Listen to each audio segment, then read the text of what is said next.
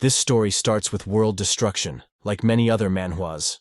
The whole city was on fire, with armies and aliens fighting in the sky, and on the ground, huge monsters were attacking the public, devouring them like chickens. Suddenly, a beast so huge appeared that it blocked out the sun and darkened the sky. Yet, it felt like a kindred spirit. Our protagonist walked towards the huge beast, and looking into the beast's eyes, he felt as if they were the same being. The beast was him, and he was the beast. The huge beast turned to those monsters and shot an energy beam from its mouth like Godzilla. For all the humans running away from the aliens and monsters, it was a sign of hope that something that powerful was on their side.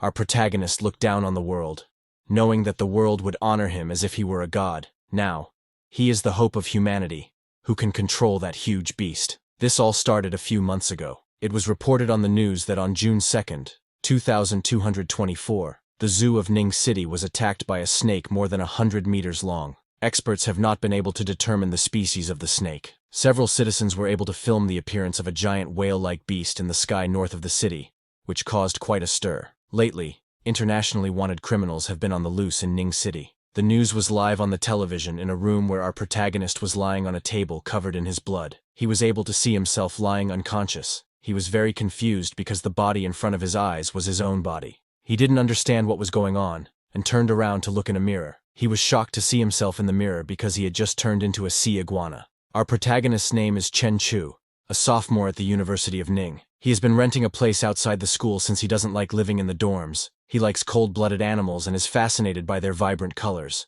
The pet store he bought animals from just got a new batch of exotic pets today, and Chen was immediately drawn to a sea iguana, an amphibious creature. Sea iguanas are generally gentle, but an accident happened the moment it was let loose. It broke its cage and attacked Chen, biting his hand with its sharp teeth. Chen was in immense pain, and immediately took out his phone from his pocket and hit the sea iguana on the head. When the sea iguana got hit, it lost its grip and freed Chen's hand. But before falling, the sea iguana's tail hit Chen's phone, and it struck Chen on the head. Like that, both of them lost consciousness. After seeing himself as a sea iguana in his dreams, Chen woke up. He found the sea iguana right in front of his face, but something had changed in both of them. Chen raised his hand, and the sea iguana also raised its hand. Chen was surprised to find that now he could control the body of the lizard, as if controlling his own arms. He smiled looking at the sea iguana, wondering if this was his so-called golden finger, and this was finally the time for his hero's journey to begin. But there was a problem.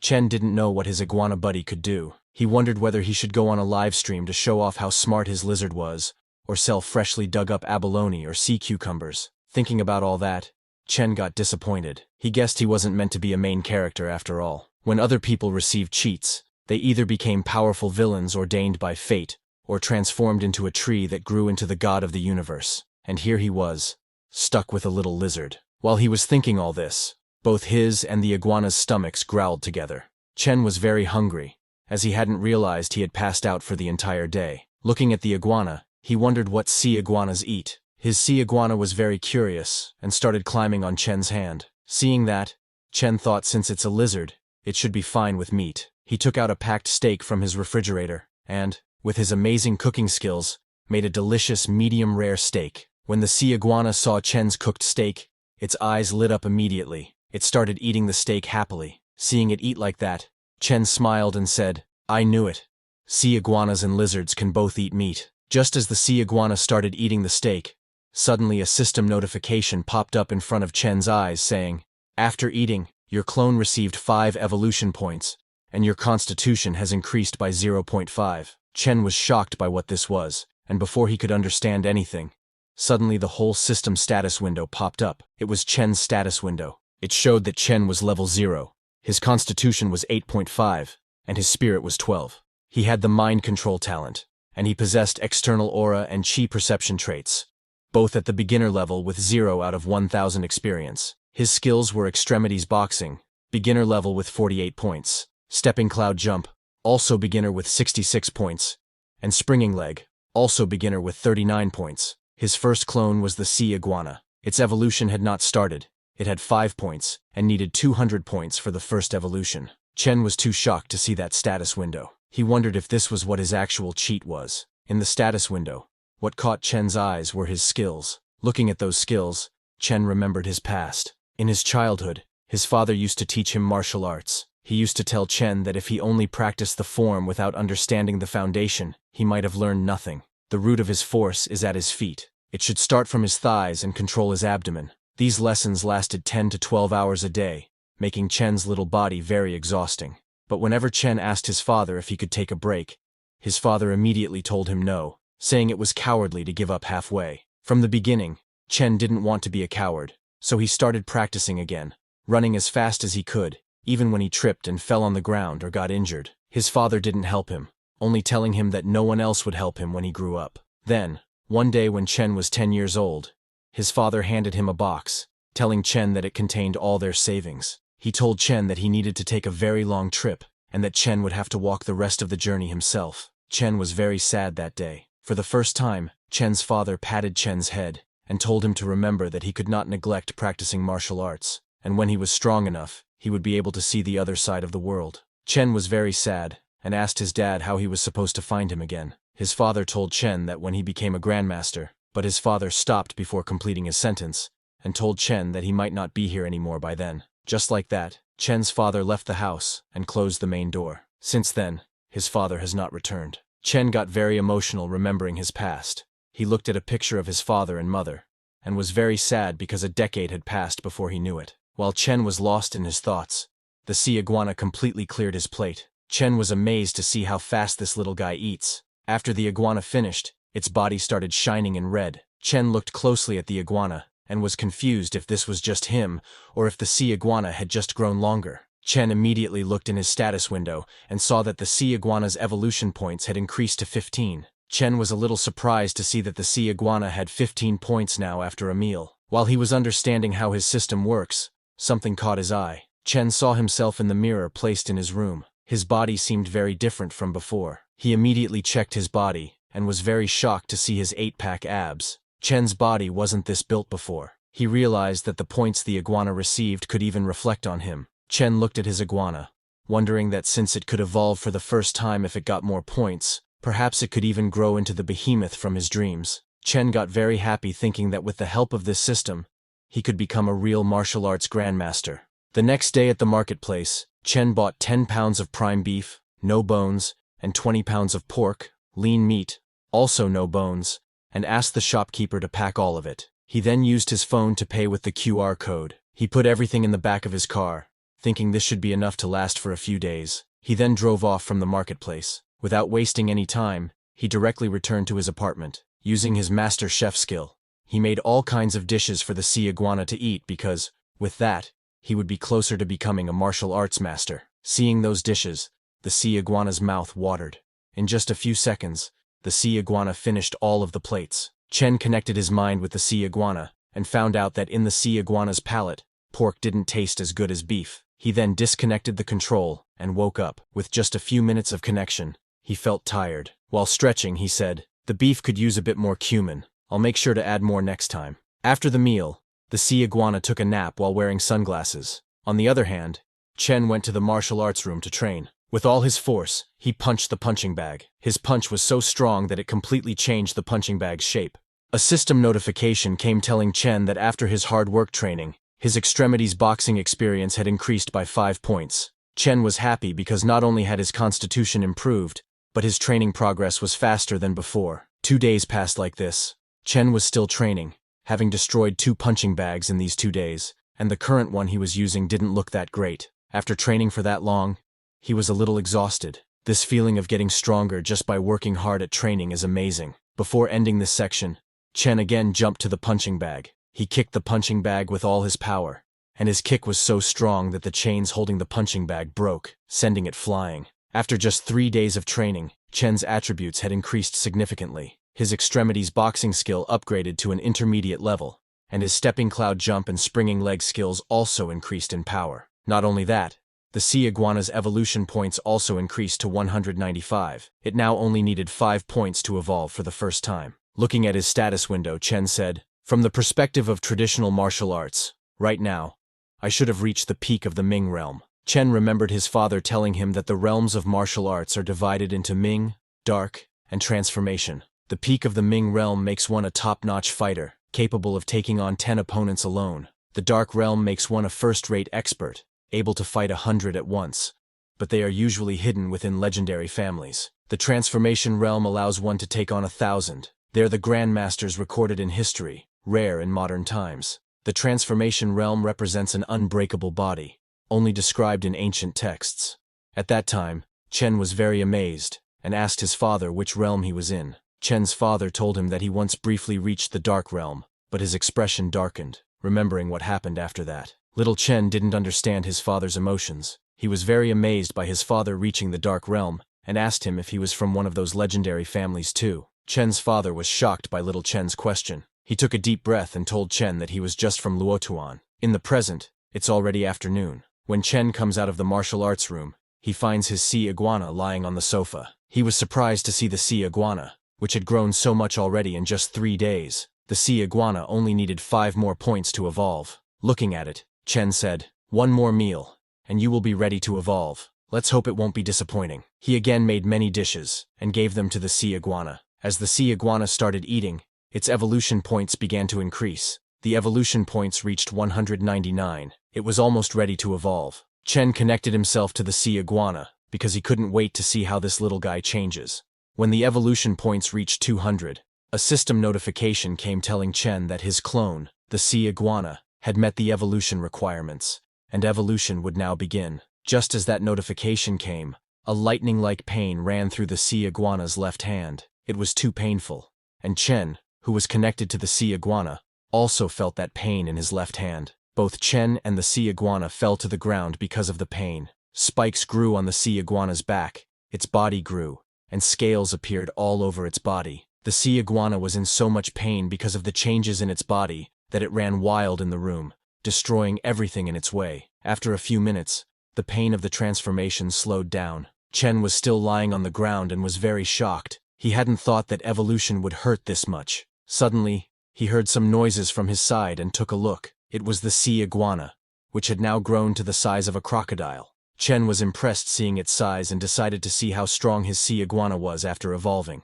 On Chen's command, the sea iguana turned with lightning speed and hit the punching bag with its tail. The punching bag burst from the sea iguana's tail attack. Chen was impressed because the evolved iguana now had extraordinary power. After the sea iguana's evolution, Chen's attributes increased again. His constitution doubled, and his spirit increased by 2. His external aura and chi perception traits also became more powerful. After completing the first evolution, the sea iguana needed 1,000 evolution points to evolve again. Chen was surprised looking at his status window as he hadn't expected that when the clone evolves, his main body's physique and attributes would directly double in growth. Looking at his status window, Chen was a little confused. He just didn't know if his attributes increased because his current strength was too weak, or if every time the clone evolves, his body's constitution would double. Chen smiled, thinking, if it's the former, then my strength will improve at a decent pace early on, but if it's the latter, that would be kind of terrifying. Currently, judging by traditional martial arts standards, Chen realized that he had just entered the Dark Realm. He activated his traits which allow him to unleash external energy. Seeing a red energy coming out of his body, Chen got very happy because now, he was officially a martial arts expert. But after looking into that energy, Chen understands that with training, 100 skill experience points a day is the limit. He thought that, since the improvements are mirrored, to further enhance his body, he will have to rely on the sea iguana. He again connected himself with the sea iguana, and when he released his energy, the sea iguana also released the same energy. Chen was shocked to find that even the iguana could release his external energy. Suddenly, the sea iguana got alert and looked in the direction of the main door. It felt someone's presence. That person started knocking on Chen's apartment door. Chen was also a little surprised by the sudden guest. The one knocking on the door was a muscular guy who looked very angry. Chen opened the door slowly and asked the muscular guy what happened. The muscular guy was shocked to see Chen. Chen came out while his energy was still active, and because of that, his presence felt like some monster in the form of a human. The muscular guy was shaking in fear after seeing Chen, thinking, what's with this kid? He's giving me the vibe that he could crush me in seconds. The muscular guy tried to act as sweet as he could to not anger Chen, and told Chen that lately, it's been kind of noisy upstairs, so he came to check if his place was under renovation. Chen acted clueless, and immediately apologized to the man, and explained to him that there are no renovations here. It's just that he has been training lately and didn't realize it was that loud. The muscular guy got more scared to hear that it was just training.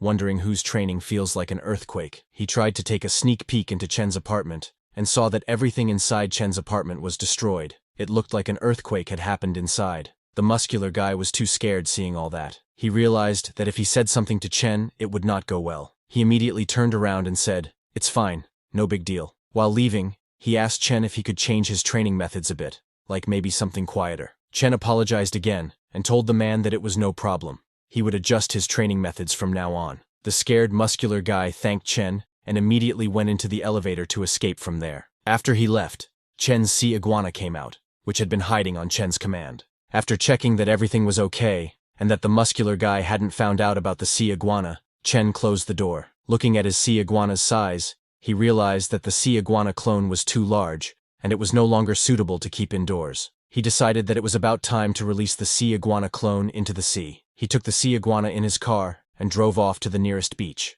When he got to the beach and checked that no one was around, he opened the door of his car and let the sea iguana come out. Even though it was a sea iguana, it was its first time seeing the sea in reality. After that, Chen connected his mind with the sea iguana, controlled its body, and went into the sea. When the sea iguana was underwater, Chen activated his energy sense. When the energy sensing was activated, Chen could see many sea creatures all around him. With the current energy sense, he could cover a radius of 10 meters around him. While he was exploring the sea and its animals, he saw a 5-eyed fish swimming. Chen was shocked to see that a fish actually had 5 eyes. He decided to make it today's first target. Slowly, he started following the 5-eyed fish, and when he got very near, he immediately jumped to attack. The fish was too shocked to see the sea iguana, and immediately went inside a hole in the ground. When Chen followed the fish into that hole, the 5-eyed fish came out suddenly to attack. Chen didn't give the fish any chance to deal damage and immediately attacked it. He bit the fish's stomach with its sharp teeth.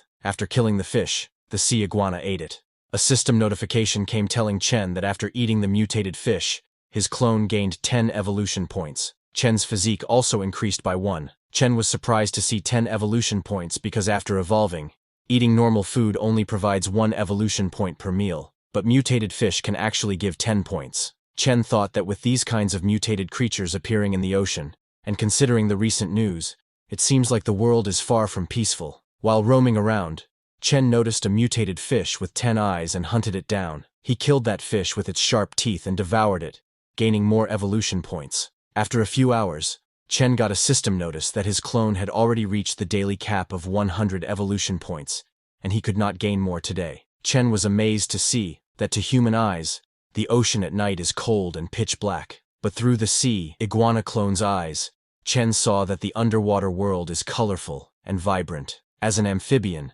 the sea iguana can stay underwater for a long time, but since it doesn't have gills, it still relies on lungs to breathe, so it needs to surface for air every now and then. While he was exploring, he saw a huge crack on the surface of the sea. He went into that crack and found a cave inside filled with air. Chen thought this spot looked pretty good and decided to have the sea iguana clone rest here. After disconnecting the mind control of the sea iguana, Chen said, "Since the clone is settled, it's about time for me to head back." While he was heading home, he saw a house in the middle of the forest. Chen was shocked to see that house. He could not believe that someone was actually living in this place. But before he could pass that house, he heard someone's voice asking for help. Chen understood that something might be wrong. His super hearing acted at the right time, but to not alert the bad guys, he didn't stop his car and went ahead. His decision was right because 2 thugs, one bald and one with blue hair, were looking at his car from inside the house. They checked carefully to see if Chen's car had left. Those thugs had kidnapped a girl whose screams for help Chen had heard. 2 thugs were checking outside, and one black-haired thug was preventing the girl from screaming. The bald thug kicked the black-haired guy, shouting, "How are you this careless? Didn't I tell you to watch her? You didn't even notice the cloth fell out of her mouth." The black-haired thug explained to his boss that it was so dark out here. How could he have seen it when they dragged her in? The bald thug understood that it wasn't his fault. He took a cloth and covered the girl's mouth, telling her to shut up and behave, or he would let the guys have their fun tonight. The girl was very scared and helpless. Little did she know that her savior had already arrived. Chen came by foot so that the thugs wouldn't get alerted. He immediately activated his energy sense, which allowed him to easily see what was happening inside the house and how many people were there. It worked like X-ray vision. He saw that inside, there were 2 thugs having a drink, and a girl who was tied with ropes. There was another thug standing beside the main door, eating something and busy on his phone. Seeing the scene from inside, Chen realized that it was either kidnapping or human trafficking. There were 3 men, and 2 of them had knives. Chen decided that it was best to deal with them within a minute. He gathered all his energy in his hand, and then smashed the main door of the house. When he smashed the door, the thugs were surprised, and immediately took out their knives. Chen didn't give them any chance to attack. He immediately kicked the black-haired thug in the stomach. That thug went flying and hit a wall behind with a solid impact.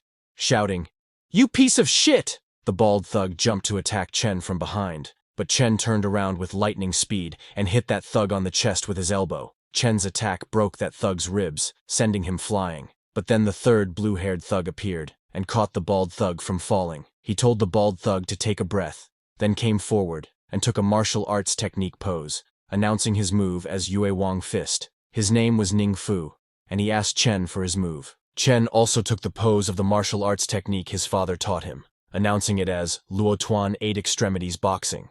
Their fight started when Ning Fu used his Yue Wang Fist technique, Move 1, To Lu Fist, and attacked Chen. However, Chen easily blocked his fist and pulled Ning Fu toward himself. Just as Ning Fu was within range, Chen attempted to kick him in the face, but Ning Fu blocked Chen's attack with his leg. Then he used his Yue Wang Fist's Move 2.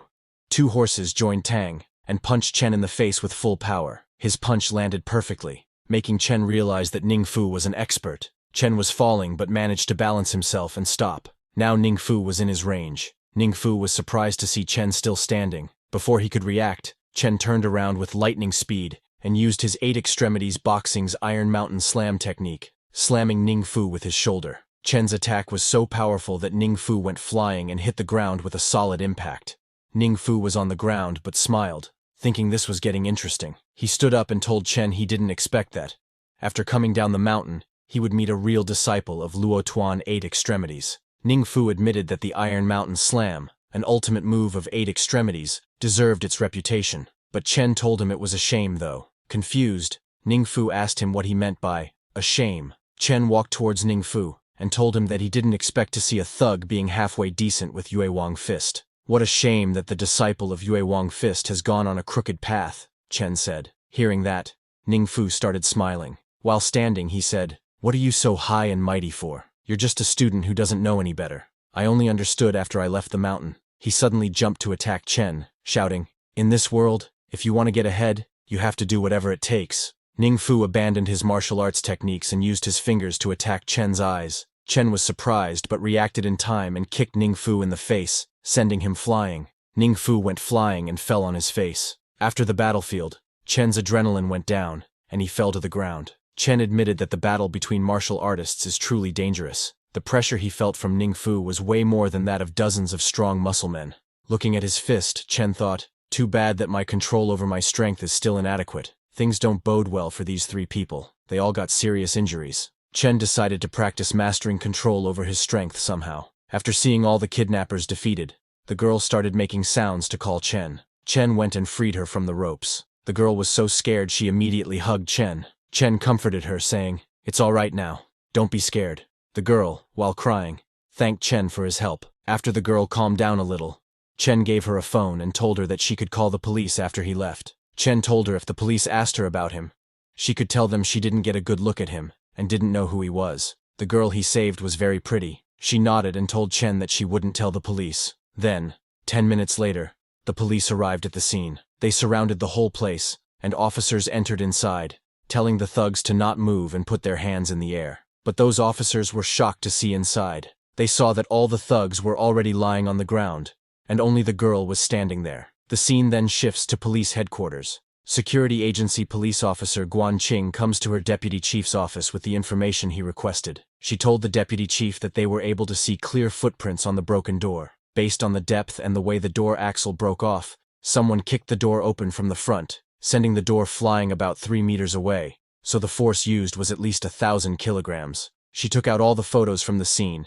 and told the deputy chief that among the kidnappers, 2 of them died instantly, and the one left has entered a vegetative state after suffering a major concussion. According to the kidnapped girl, Lin Rongya, the person who helped her was wearing a mask in the night, and she couldn't tell what they looked like. The deputy chief of the security agency looked at those photos and got confused, asking how this could be. The most force the king of boxing was able to exert was 800 kilograms on a machine in boxing. In real life, it's unheard of for this amount of force to be reached. Officer Guanqing agreed, saying, "It's true that this guy's strength is inhuman, although stranger things have been happening lately." While they were talking, suddenly thunder struck above the city. Looking outside his window, the deputy chief said a storm is coming. He was not talking about the weather. He was talking about evil things which could disturb the city's public. On the other hand, after saving that girl, Chen went to a lakeside with his car. There was a boat in the lake, and Chen's attention was not on the boat. He was looking at that boat from his car. From that boat, 3 men came out. 2 men were shirtless and looked like thugs, but the third man with black hair looked like a businessman. One of the thugs called the black-haired man boss and asked him why he had just made some money and already spent 1 million on a woman from Bald Tiger, questioning if that wasn't too wasteful. The other thug agreed with the first, telling his boss that it took them so long to dig up a sunken ship and they only made a little more than 2 million. Hearing them, the black-haired guy called them short-sighted and asked them if they even knew who that woman is, stating that money will not be an issue if they have her. Hearing that, both of the thugs got happy. The black-haired boss then asked one thug if he had finished the business with the company. That thug told him not to worry, saying he had already arranged a shipping company. They rented a high-end office building for the offices according to his request. Another thug told the black-haired boss that he also got the headhunting company to find them the prettiest girls for the secretary and the front desk positions, and he would not be disappointed. Hearing that, the black-haired boss smiled and said, with the underwater breathing ability he had awakened, as long as they find the position of a sunken ship, they can get all the treasures on shore. They will have as much money as they want. He laughed and asked those thugs to follow him closely, and he would not let them starve. While they were talking, suddenly something jumped on a tree behind them, alerting those 3. The black-haired boss immediately turned around and asked, "Who's there?" It was Chen who was behind the tree. He came out and told the black-haired guy that he had seen a lot of perverts, but some were especially notable. Seeing Chen emerge from behind the tree, the black-haired guy took out his knife and immediately jumped to attack Chen, shouting, "You've got a lot of nerve, but people like you don't live long." He was fully intent on killing Chen, not knowing that Chen was a martial artist. Chen gathered all his energy into his leg, and then kicked the ground with full force, his attack so powerful that it made the ground explode, causing the black-haired man to bounce into the air. Just as he fell, Chen hit his hand, making him lose his knife. Chen didn't give the black-haired guy any chance to fight back and kicked him in the stomach, sending him flying into a tree. The other 2 thugs were scared seeing their boss defeated. One thug said, "It's impossible. The boss has become way stronger and faster after he got his superpower. He can defeat 5 guys easily." The second thug said it's not good and suggested they run away, but before they could escape, Chen hit the back of their heads, making them lose consciousness and fall to the ground. After taking down those 2 thugs, Chen turned to the black-haired guy and asked him to look at him. The black-haired guy was scared and asked Chen what he was doing. Chen was going to test out his mind control power. He activated the mind control skill and asked the black-haired guy for his name and occupation. Looking into Chen's eyes, the black-haired guy's mind was controlled by Chen and turned purple. He came to Chen and told him that his name was Zhang Changshu. He owned a ship, smuggled for a living, and a month ago, he acquired the superpower to breathe underwater. Hearing the black-haired guy spill everything about himself, Chen was pleased because his mind control was very effective. The black-haired guy was now essentially a puppet under his control. He continued and told Chen that he raided sunken ships in the depths and exchanged any treasure he found for money with rich folks. After the black-haired guy had told him everything, Chen canceled the mind control. Just as the mind control ended, the black-haired guy's broken hand started hurting like crazy, and he fell to the ground. He called Chen boss and asked him what happened to his hand. Chen was confused and told him that he must have broken it himself accidentally. Hearing this, the black-haired guy again called Chen boss and said he understood. Realizing that his mind control had also affected the black-haired guy's judgment, Chen told him to rest a bit on the boat first and said he would be there in a sec after he woke up the other 2. The black-haired guy followed his order. Chen knew that to raise his lizard, he needed a huge amount of food, and Zhang Changshu, who had a ship and often worked with rich people, could be a source of funds. Chen thought perhaps he could use his company to raise his lizard. He again used the mind control skill and controlled the other 2 thugs. The effect of Chen's mind control was amazing. There was some resistance when he tried to control Zhang Changshu, but it was very easy with the normal thugs. It was extra effective towards weak-minded people. A few minutes later, Chen went to the ship the black-haired guy had mentioned. A man wearing glasses, who also worked on the boat, asked the black-haired guy who Chen was. The black-haired guy told him that Chen was his boss, and they had to be respectful to him. Hearing this, all the men on the ship greeted Chen respectfully. Then the black-haired guy asked the glasses-wearing man to prepare the contract for transfer, stating, "This is my boss's ship now." Within a few minutes, the man with glasses prepared the transfer contract and handed it to Chen. Chen took the document and told the man with glasses to wait for him at the office the next day. He then told the black-haired guy that since he was injured, he should follow Chen to the hospital. The next day, early in the morning at sea, Chen continued his hunt with his sea iguana. The sea was a haven of limitless food, and the sea iguana hunted and ate many fish. Meanwhile, in the gym, Chen practiced his boxing techniques. As the sea iguana continued to hunt in the sea and gain evolution points, Chen also gained constitution points. However, Chen knew that he couldn't rely solely on his iguana clone to increase his power. He needed to train more as well. After 2 battles, Chen felt that his control over strength had improved. After the hunt, the sea iguana went into a mountain cave to also practice attacking. System messages informed Chen that absorbed energy had been digested during training, and he had gained 6 evolution points. That afternoon, Chen went to the office where the black-haired guy had transferred the ship to him. Chen was pleased because the transfer process was complete. He hadn't gone outside for a day, and had managed to gain more than 90 evolution points, and his sea iguana's body had also grown 20 centimeters. Chen decided that the next day, he would take his lizard to the deep sea. He was in a hurry because he now knew he wasn't the only person with superpowers in the world, and he needed to become stronger, especially now that there were unknown creatures in the depths of the ocean. The following day, the ship Chen acquired was fishing in the deep ocean. The 2 thugs who had been working with the black-haired man, Zhang, were on the ship. One guy checked the net and noted that there had been much fewer fish lately. They were basically catching nothing. The other guy suggested that perhaps there was a school of big fish down there, maybe sharks, as sharks move in groups and even killer whales have to be wary of them. So the smaller fish flee from the area. They were right, because right beneath their ship was a group of great white sharks roaming around. Chen's sea iguana, which was also following the ship to the deep sea, encountered these sharks. As soon as the sharks saw the sea iguana, they immediately attacked it. A great white shark took the sea iguana into its mouth and tried to bite it. But just as it tried to bite, the sea iguana raised its spikes, hurting the shark. The shark died, and seeing this, the others got scared and ran away. Then Chen's sea iguana started eating the dead shark's body, gaining 10 evolution points. Chen, connected to the sea iguana and sharing its senses, tasted the white shark's meat and thought it was too tender. After eating the shark, Chen received a system notification stating that his clone had met the evolution requirement and asked if he wanted to evolve the sea iguana. Chen was surprised to find that he could now choose to evolve. He confirmed the evolution, and the sea iguana came out of the sea to begin its transformation. Bolts of evolutionary lightning traveled into the sea iguana's body, causing it immense pain. Simultaneously, in the gym, Chen also felt the same pain and fell to the ground. He looked at his status window and saw that he had leveled up to level 1. His constitution was 130, and his spirit was 38. His beginner traits, external aura and chi perception, now had 280 experience points. His skills had also enhanced. They were all now intermediate. His 8 extremities. Boxing skill had 370 experience points. His stepping cloud jump had 290, and his tan leg technique had 370 points.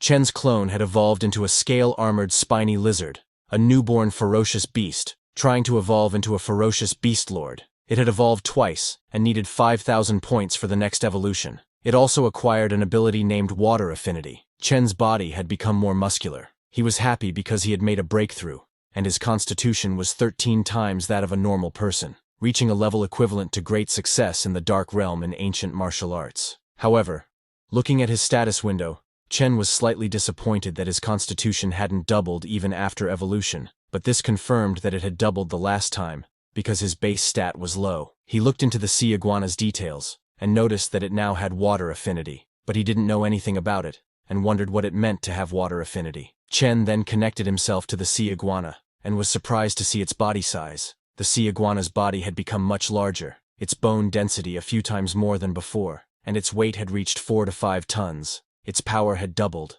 and the claws were akin to steel, making it much more explosive than before. Following the ship, Chen noticed that the sea iguana could now swim up to 70 kilometers per hour, even faster than a large ship. The sea iguana made less noise and felt less resistance while swimming, which Chen thought must be because of the water affinity. The next day, Chen called the glasses-wearing man and asked him if anyone had been asking for treasures lately. The man told him that no one was asking right now. Hearing this, Chen said they would find the treasure themselves. He asked the glasses-wearing man how the research was going. The man told Chen that they had found a few locations with sunken ships, but without Boss Zhang, who could breathe underwater, they couldn't do anything. Chen told him not to worry about it. He could handle it. Chen looked into the database and found that the shallow water areas of routes used by Z country in the past and the major commercial waterways used by H and R countries had been mostly explored, but there were still a lot of priceless ships in the deep area. Chen took his sea iguana to a location 25 kilometers offshore in the Yellow Sea area. Connected to the sea iguana, he checked that he could now breathe deep underwater after this evolution, and his perception had also improved. He could feel the area up to 20 kilometers around him. He was confident that he was now ready to go after tidying everything up. Then he disconnected the connection with the sea iguana, looked at his phone, and saw that it was almost 11 o'clock. He decided to get some food to treat himself, thinking, isn't the point of raising a clone to enjoy life? To eat something, Chen went to Pedestrian Street, which was near his house.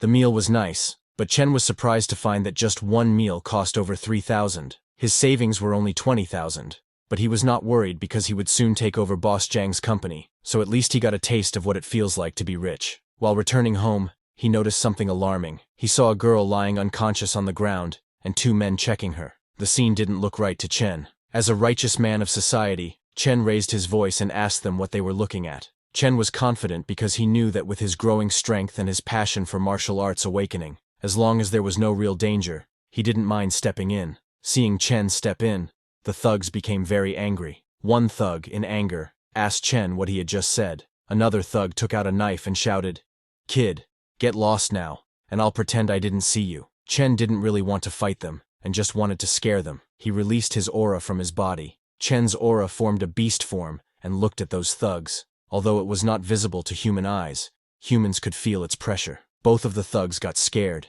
and didn't understand why it felt like they were being stared down by a beast. Scared, one thug suggested to the other to let's get out of here. But suddenly, the girl started laughing. She mocked the thugs, asking if they were actually scared and if they were really not real men. Seeing the woman provoking the thugs, Chen wondered if this woman was crazy. Hearing the woman's words, the thugs started to rethink their decision to run away. Looking at the woman, they thought that a woman like this doesn't come around every day, and they couldn't let her think they were weak. Immediately, both of the thugs charged at Chen. One thug said to the other that there was no reason to be afraid of Chen.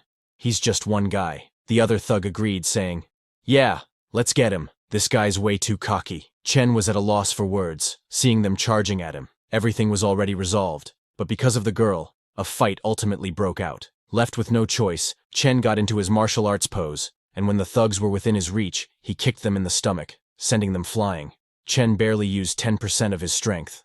Otherwise, that kick could have reduced them to mush. He decided to let them off this time. They'd done wrong, but not enough to deserve death. Both of the thugs were very scared, and while running away, they called Chen a demon who came straight out of hell. After the thugs ran away, the girl stood up, laughing like a drunk person, and praised Chen, saying he was amazing and strong. Seeing her acting like this, Chen wondered if she was drugged. He immediately took out his smartphone and called the cops, informing them that there was a woman who seemed drunk outside Shengtang Bar. He told the cops that she looked a bit compromised. While Chen was on the call, the woman came near him and started teasing him in a lovely voice, asking Chen why he'd called the cops, if she wasn't pretty, and if he didn't want to take her home. Chen didn't reply to her and waited for the cops. A few minutes later, a group of cops showed up at the scene. One cop took the girl into their car, and another took Chen's statement. Chen told the cops that he was the one who called the police. He had come out for a midnight snack and saw her in that situation. He explained everything to the cops.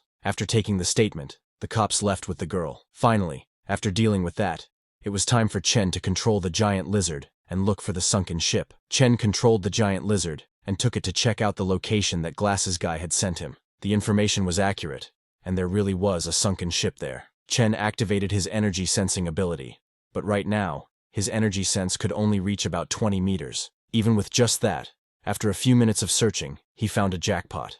On the shipwreck, he found solid gold bars. After finding the gold, Chen ordered Glasses Guy to steer the ship 3 kilometers east and drop a crate. Glasses Guy acknowledged and got to work. While he was preparing the crate, a guy called Glasses Guy and asked him if anyone else on the boss's crew, besides Zhang Changshou, could breathe underwater. Glasses Guy told him to stop asking questions and not to pry into the boss's secrets. Then, they dropped the crate, and Chen's sea iguana placed all the gold bars onto the crate. Chen was connected to the sea iguana, and after it placed all the gold bars on the crate, Chen asked Glasses Guy to start recovering the loot. After recovering the gold, Chen went to check the ship again. While exploring, he saw a piece of metal stuck on the wall of the ship. The sea iguana tried to cut that piece of metal, but it was too tough. Chen was surprised because his sea iguana's claws could easily tear through regular metal, but they barely left a mark on this. Chen thought this must be some kind of special alloy. It could be very valuable and decided to take it back for study. The sea iguana grabbed that huge rock and started to swim to the surface, but before it could, suddenly, a white snake-like fish attacked the sea iguana. It was a huge fish that Chen had never seen before. The fish grabbed the sea iguana with its sharp teeth, trying to kill it. Seeing it trying to ambush, Chen got angry, thinking, "Who do you think you are? Even though you're longer and bigger than me, when it comes to strength, offense, and defense, you're no match for me." What Chen said was right. In front of his sea iguana, that white fish was nothing. It killed the white fish and ate it like sashimi. A few hours later, Chen went to a beach. Looking at a huge rock, Chen thought, the reefs have been eroded by seawater for years, making them incredibly hard. The deserted beach at night is the perfect spot to test my strength. Thinking that, he punched the rock and saw that the force works both ways. But Chen's bone density is nearly 20 times that of an average human. Plus, with his external shield absorbing most of the impact, his hand only feels a bit sore, and that slight soreness, his body's recovery ability gets rid of it almost instantly. Chen continued to practice his boxing on that huge rock because, after this evolution, his physique had surpassed 200. Chen hadn't tested it yet, but knew that his punches should weigh at least 3,000 pounds, or 1.5 tons. With his outer energy boost and 8 extremities boxing technique, he could punch straight through a person with ease. To test his power, Chen punched that huge rock with full force, and with just one punch, he destroyed that rock. After training for so long, Chen was very exhausted and fell on the ground. He was training here because his punching bag at home isn't durable enough,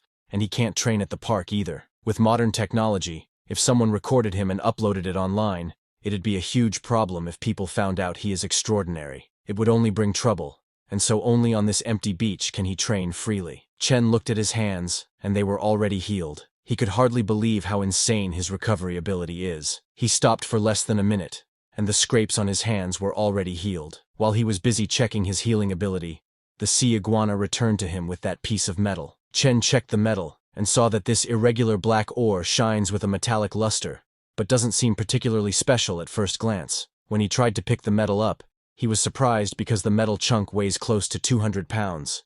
It's heavy and extremely tough. Even the giant lizard's claws struggle to scratch it. Chen thought this is perfect for crafting a weapon, but he knows that with his current skills, making a suitable weapon would be difficult. So for now, he decided to focus on dealing with those gold bars. After training, Chen returned to the ship and asked Glasses Guy where the stuff was. Glasses Guy told him that it's all on the ship, and everything's been cleaned up. He led Chen to the captain's cabin where all the gold was. While Chen was checking the gold, Glasses Guy asked him how much money it is worth. He was amazed to see all that gold, saying he had never seen so many gold bars in his life. Chen told Glasses Guy that the gold bars don't have any markings, so they must have been privately minted, which means they can't sell them as antiques. The next day, after doing some research, Chen found that there is a shop in bustling downtown where he can sell the gold on the black market. Just as he entered, the receptionist welcomed him. Chen immediately asked her if they buy gold here. The receptionist told him they do, and asked him if he was selling rings or necklaces. Chen showed her the gold bars from his bag, and told her that he wanted to sell these. The receptionist was quite surprised, saying it was quite a lot of gold. She asked Chen to please come upstairs, and she would take him to meet their manager. When Chen went upstairs, he met the manager of the shop. He greeted, and asked Chen for his name, and how much gold he was selling. Chen introduced himself, then opened his bag and told the manager that he wanted to sell all this gold. Seeing all that gold, the manager told Chen that he would need to have his team check the quality of the gold. He asked Chen to please wait a moment. The manager's staff got to work and started checking the gold while Chen sat on the sofa waiting for them to complete. After a few minutes, the manager came back and told Chen that his gold bars weigh a total of 11,250 grams. Since they're not very pure and privately made, they were offering 400 yuan per gram. He asked Chen if this works for him. Chen knew that privately made gold is hard to sell, and the price the manager was offering was right, so he made the deal. After all the necessary processes, Chen got a message from his bank that his account had been credited with 4,500,000 yuan. Chen then left the shop, and while driving home, he saw many people returning from their college or work. Seeing them, Chen thought, people my age are still hustling through college, while I can make millions from just one adventure. This all felt too surreal to Chen, who has been poor all his life. After getting that much money, Chen decided that first, he should get a better car because his current car has such a low chassis, making it terrible on the bumpy coastal roads. He went directly to a luxury auto showroom. Glasses Guy also went with him, and both of them started looking for the perfect car that Chen could use daily. While they were checking cars, some new customers entered the showroom, a black-haired guy and his red-haired girlfriend. When Chen saw the girl, he immediately recognized her because she was his ex. Back then, Chen had spent a fortune trying to win her over. And what did she do? She chased after wealth and status, living it up with rich boys. When the red-haired girl saw Chen, she mocked him by telling her boyfriend that the guy over there is the loser who used to chase her. Hearing that, her boyfriend laughed at Chen and asked, "What's a broke college kid like you doing in a luxury car showroom?" Glasses Guy got very angry, asking them who they were calling broke. But Chen stopped Glasses Guy, telling him not to mind them. Seeing Glasses Guy angry, the black-haired boy said, "Are we not allowed to say the truth? Aren't you just a broke college student? This isn't a place you can afford, is it?" The red-haired girl told her boyfriend not to waste time on him, and let's go look at cars. She went and picked a red car, telling her boyfriend that she wanted that one. Her boyfriend got scared when he saw the expensive car. He tried to make excuses, saying, "Let me check it out for you." He was thinking that money is for impressing women. He only gets a few tens of thousands a month for spending. So how could he actually buy her a luxury car? On the other hand, Chen checked out a white car. Looking at the car, Chen thought, this car has a high chassis and can carry stuff. It should meet all my needs. He told the saleswoman that he wanted this car and would pay by card. The saleswoman told Chen that this car costs 2.38 million yuan and asked if he would be paying by card or in full. Chen told her that he would pay in full. The red-haired girl was shocked to hear that Chen was paying by card for that car and that the car was 2.38 million. But her boyfriend came over and told her that Chen was just pretending, saying there was no way he had 2.38 million in his account. Hearing that, the red-haired girl agreed, telling him that back then, Chen couldn't even afford anything but instant noodles for weeks just to chase her. They made fun of Chen, calling him a broke student who was pretending to buy a luxury car. The black-haired guy came over and told Chen that there was no need to put on a show because it'd be embarrassing if his card gets declined. Glasses Guy told the black-haired guy that it's none of his business. He asked the black-haired guy what he would do if Chen could afford that car. The black-haired guy told Glasses Guy that if Chen could afford it, he would call him Dad right there, but if Chen couldn't, then Chen would have to call him Dad. Glasses Guy immediately accepted the deal. The red-haired girl was laughing at Chen, thinking he was acting like he could really afford it but was just bluffing. After a few minutes, the salesgirl returned and handed Chen his card and the car key, saying, "The car is yours now." Chen thanked her, and then looked at his ex-girlfriend and her new boyfriend. The boyfriend was shocked to see that Chen actually bought the 2.38 million yuan car. The red-haired girl was also very confused, wondering how Chen had become so rich. Glasses Guy grabbed the boyfriend by the collar, asking, "Aren't you going to keep your word and call our boss Dad?" But then Chen intervened and told Glasses Guy not to waste time on people like this. While leaving with Chen, Glasses Guy told the two that his boss is too kind. If it were up to him, they wouldn't leave here today without saying Dad. The black-haired guy was very embarrassed, and the red-haired girl was speechless. When Chen drove off in his new luxury car, she chased after him, asking him to just hear her out, but Chen didn't stop. Seeing her chasing Chen's car, a saleswoman commented, she thought she found a rich guy but missed out on someone with real potential. Another saleswoman standing beside agreed, saying, "That's just how people are. They regret only after losing something." After leaving the showroom, Chen went to Cloud's Edge restaurant, the top spot for fine dining and service in N City. When he entered with his luxury car, all the waitresses greeted him with respect. He went to a private room where a waitress showed him the menu and asked what he would like to order. Chen looked at the menu and ordered a 5,888 yuan Boston lobster and a 7,888 yuan king crab, among many other items. When the food arrived, two girls came to personally feed Chen with their hands. All the food tasted more delicious when girls personally fed him. Chen was happy and said, "It's pricey, but worth it." Chen was thinking that after cooking so many meals for his lizard, it was time to enjoy the life of luxury himself. While he was enjoying his meal, he suddenly got a message on his phone. It was from his college advisor, informing the students that classes start in a week and they have to report to school on time. When Chen saw the message from the advisor, he remembered that he is still a sophomore. Chen then opened his status window. Now his constitution has reached 327,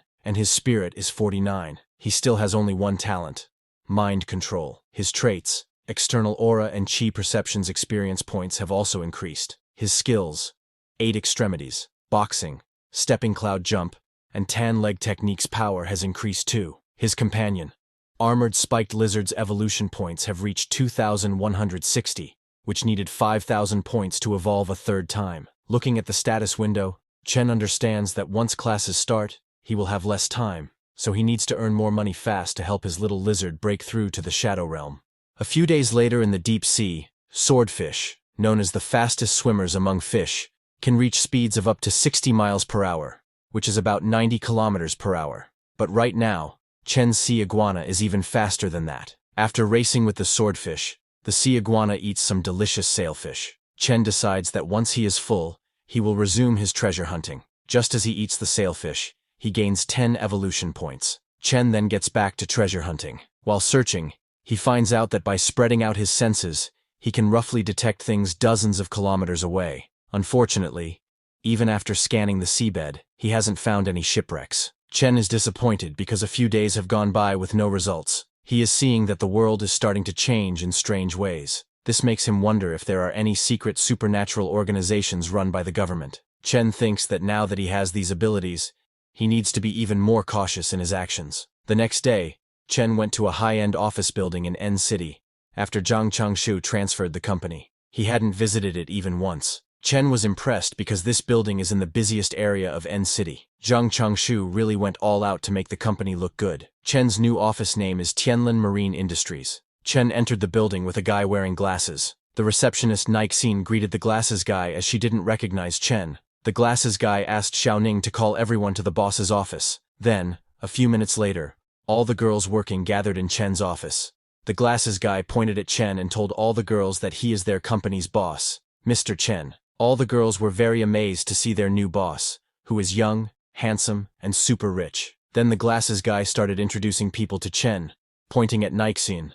The glasses guy told Chen that she is their receptionist. Nixin greets Chen while blushing. As the introductions continued, a very attractive girl comes and gives Chen his coffee. The glasses guy introduced that girl as Chen's personal secretary, Su Lengyu. But Chen was busy reading documents, and told Su Lengyu to leave the coffee on the table. Chen was surprised to see that even though it's just a shell company, it's surprisingly well equipped, and it costs hundreds of thousands to maintain this company every month. Chen understands that he will need to search for more shipwreck treasures. Chen called the glasses guy, and told him to end the introductory meeting here, and have everyone get back to work. He ordered the glasses guy to head back to the ship, and keep an eye on things for now. The glasses guy said, "Okay," and left. Chen knows that the mind control effect is stable for now, but subconscious hypnosis isn't foolproof. He understands that he needs to make sure they don't interact too much with the outside world. Chen then took the coffee, and was enjoying it while looking out the window. But suddenly he got a system notification that he had gained 0.7 constitution points. Multiple notifications came at once. Looking at those messages, Chen thought, using clones to hunt while just lying around and getting stronger feels amazing. Chen then connected his mind to the sea iguana. Chen's sea iguana is hunting fish. Now it could control the internal energy, and is using it to hunt big fish easily. The fish Chen hunted this time was a barracuda. He knows that barracudas are typically only about 2 meters long, but this one he hunted is 4 or 5 meters long. Its speed is incredible, and its teeth are harder than steel. If not for Chen's strong external force field, he might have been hurt. The number of fierce, mutated fish in the ocean is increasing. When the sea iguana eats it, Chen finds that this meat is clearly different, and it provides much more energy. Just as the sea iguana eats the fish, Chen suddenly gets a system notification telling him that his clone has devoured with effort and gained 90 evolution points.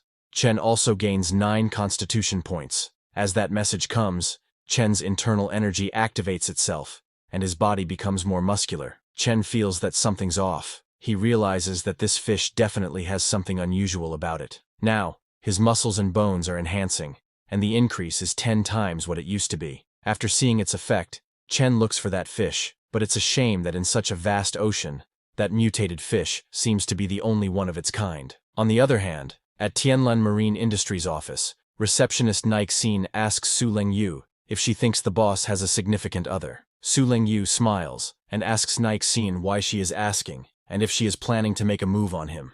Another girl jokingly asks Nixine if she has become a fangirl again. Hearing that, Nixine starts blushing in embarrassment. While they were talking, someone asks them why they are not off work yet. It was Chen, who was leaving for home. Su Lingyu greets Chen with a smile, and tells him that they still have a few things to finish up. Well, with Chen's hearing, he could already pick up on their chatter while he was in the elevator. But to avoid awkwardness, he decides to just pretend he didn't hear anything.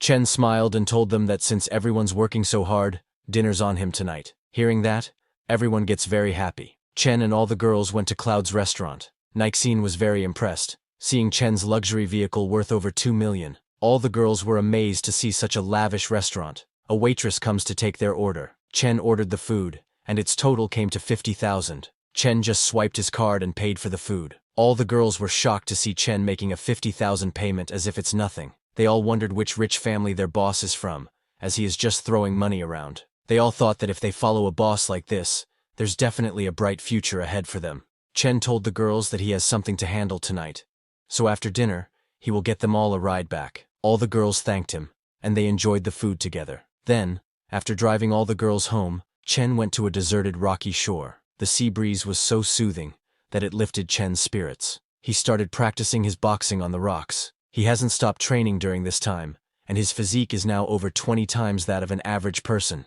Now, Chen's punch strength exceeds 2 tons, and with the external force field, his strength doubles, making his punches close to 5 tons. But the stronger he gets, the harder it is to control. Chen's footing wasn't steady, and he lost control again and again. This makes him realize that he needs to keep training to get used to his strength. While he was training, he suddenly noticed a boat. He was surprised to see there are people in such a remote place so late at night. There were some thugs on the seacoast waiting to receive the boat. The receiving thug asked the thug from the boat if he didn't trust him yet, noting that they had done so many deals together. The thug from the boat replied that it's just that the heat is on right now, and he reminded the receiver that the rules are as usual. Money first, then the goods. Chen was spying on them while hiding behind a rock, understanding that it was a D-grade deal, but they were armed, so he needed to be cautious. The receiver's men checked the goods and told their boss that it was top quality. Hearing that, the receiver gave the thug from the boat the money and shook hands, saying it was a pleasure doing business with him. While leaving, the receiver thug told his men to be careful because things are tight lately. His men assured him not to worry, saying, "Boss, we only work through single channels. Even if something goes wrong with the goods, they won't be traceable." Those thugs thought no one could catch them. Little did they know that Chen was coming for them. Chen approached with lightning speed, punched one thug on the neck, and kicked another one at the same time. The thug's boss was surprised to see Chen, and he immediately took out his gun to shoot. But before he could aim or shoot, Chen reached the thug boss and punched him in the face, sending him flying. In 5 seconds, Chen knocked down all 3 of the thugs. All 3 of them died immediately after getting hit by Chen. But Chen didn't feel sorry because he knows that these people have lost all humanity, so taking them out is practically doing a public service. On the other hand, in the sea, the thugs who were leaving on the boat saw something approaching them at high speed. It was Chen's sea iguana who came at high speed and hit the thug's boat from below. In front of the sea iguana's strength, the boat didn't last long and broke into 2. All the thugs were very shocked. They didn't understand what was going on. Did they run into something big? When the ship broke down, all the thugs fell into the sea. When they fell in, they saw Chen's sea iguana, which was 2 meters long and looked like some sea monster. Seeing that, all the thugs got scared and started running towards the coast shouting, "There's a monster! Somebody help!" One by one, Chen's sea iguana started hunting those thugs who were running away. Realizing that there was no way they could run away, a thug took out his gun saying, "Not like we can run away anyway. Let's go all out. I don't believe you can dodge a bullet." He aimed at the sea iguana and shot, but the bullet just bounced back after hitting the sea iguana. Seeing that, those thugs got even more scared, and before they could do anything, Chen's sea iguana attacked them. In a few seconds, it killed all the thugs running away from him. After killing them all, the sea iguana grabbed the suitcase in its mouth that those thugs got from the receiver thugs and returned. Sometime later, in Chen's room, Chen opened the suitcase, and it was filled with money. 1 stack of bills is 10 grand. 300 stacks means 3 million. Looking at all that money, Chen thought, cash laid out in front of you feels so much more real than numbers on a bank card. The scene then shifts to the next morning at a cafe. Chen went to the cafe with his secretary, Su Lingyu. All the men in the cafe were amazed to see a stunning woman like Su Lingyu, who gives off a cold, untouchable vibe. She was every man's dream girl, but Su Lingyu didn't even glance at those men, and went to Chen with some papers, asking, "Boss, please sign this." Hearing this, everyone became very jealous, wondering, is that her boss? He looks so young. Chen then stood up and said in a serious tone, "Let's go back to the company. Notify everyone. Meeting time." When people saw Chen's demeanor, they thought, this young man feels as unmovable as a mountain. His presence is terrifying. Later, at the meeting room, Chen pointed at a graph and told his workers to handle every little detail well, and they would be the company's heroes. As long as the company's performance keeps going up, by year's end, everyone gets a big bonus, he stated. While Chen was talking, he suddenly received a voicemail from his school telling him that today was the last day to register for school, and he was the only one left in his class. Hearing the voicemail, Chen sent a sorry message to his teacher saying he would head over right now. Chen turned to leave while telling everyone that he needed to go register at school, and since there wasn't much to do today, everyone could leave work early. He also instructed that while he was not there, Su Lengyu would handle all company matters. Niaxin asked in shock, "The boss is still a student?" Another girl standing beside said, "Boss seems so composed. I thought he was some rich heir raised with perfect manners." The scene then shifts to N University campus. When Chen arrived there in his new luxury car, everyone was shocked, wondering if Chen was actually a rich kid. A guy recognized Chen's car and told other students that his car was worth over 2 million. Suddenly, this news started circulating on N University's campus forum. A video of Chen was posted on the forum saying, on the last day of new student registration, a tall, rich, handsome guy shows up in a car worth over 2 million. Many people commented on the post. A student from Chen's class recognized him and commented, "Isn't that Chen Chu? He got so handsome over the summer." Another guy commented saying, "Who cares about how handsome he is? Driving a car worth 2 million? His family must be billionaires." A yellow-haired girl in very revealing clothes was looking at the university's campus forum, and when she saw Chen's photo she thought, he looks so familiar, especially his eyes, black and white like stars, radiating a sharp brilliance. While reading the comments on Chen's post, she saw a comment saying, "He's not a freshman, he's a sophomore in the finance department. He's starting his junior year now. His name's Chen Chu." The yellow-haired girl was surprised to hear that Chen is in the finance department, and is in the same year as her. After completing his registration, Chen was heading home, thinking that his body and strength were improving quickly, but he only knew 8 extremities, cloud steps, and tan leg technique. He realized that he needed to learn new skills to better control and use his current power. While walking, he saw some students practicing martial arts. Seeing them, Chen thought, someone like that, I could squash them with a single slap. Chen understands that those fancy moves are not for him. If he wants control, he just has to keep training himself. So, after leaving the school, Chen didn't go home, but went to Longteng Steel Company. He told the receptionist there that he wanted to custom order some steel, about 100 tons or more. Hearing that, the receptionist asked him to please follow her to the VIP lounge, and she would get in touch with their sales manager. Chen went to the VIP lounge, and after waiting for a few minutes, the manager came. The manager greeted Chen and asked him what kind of steel he would like to order.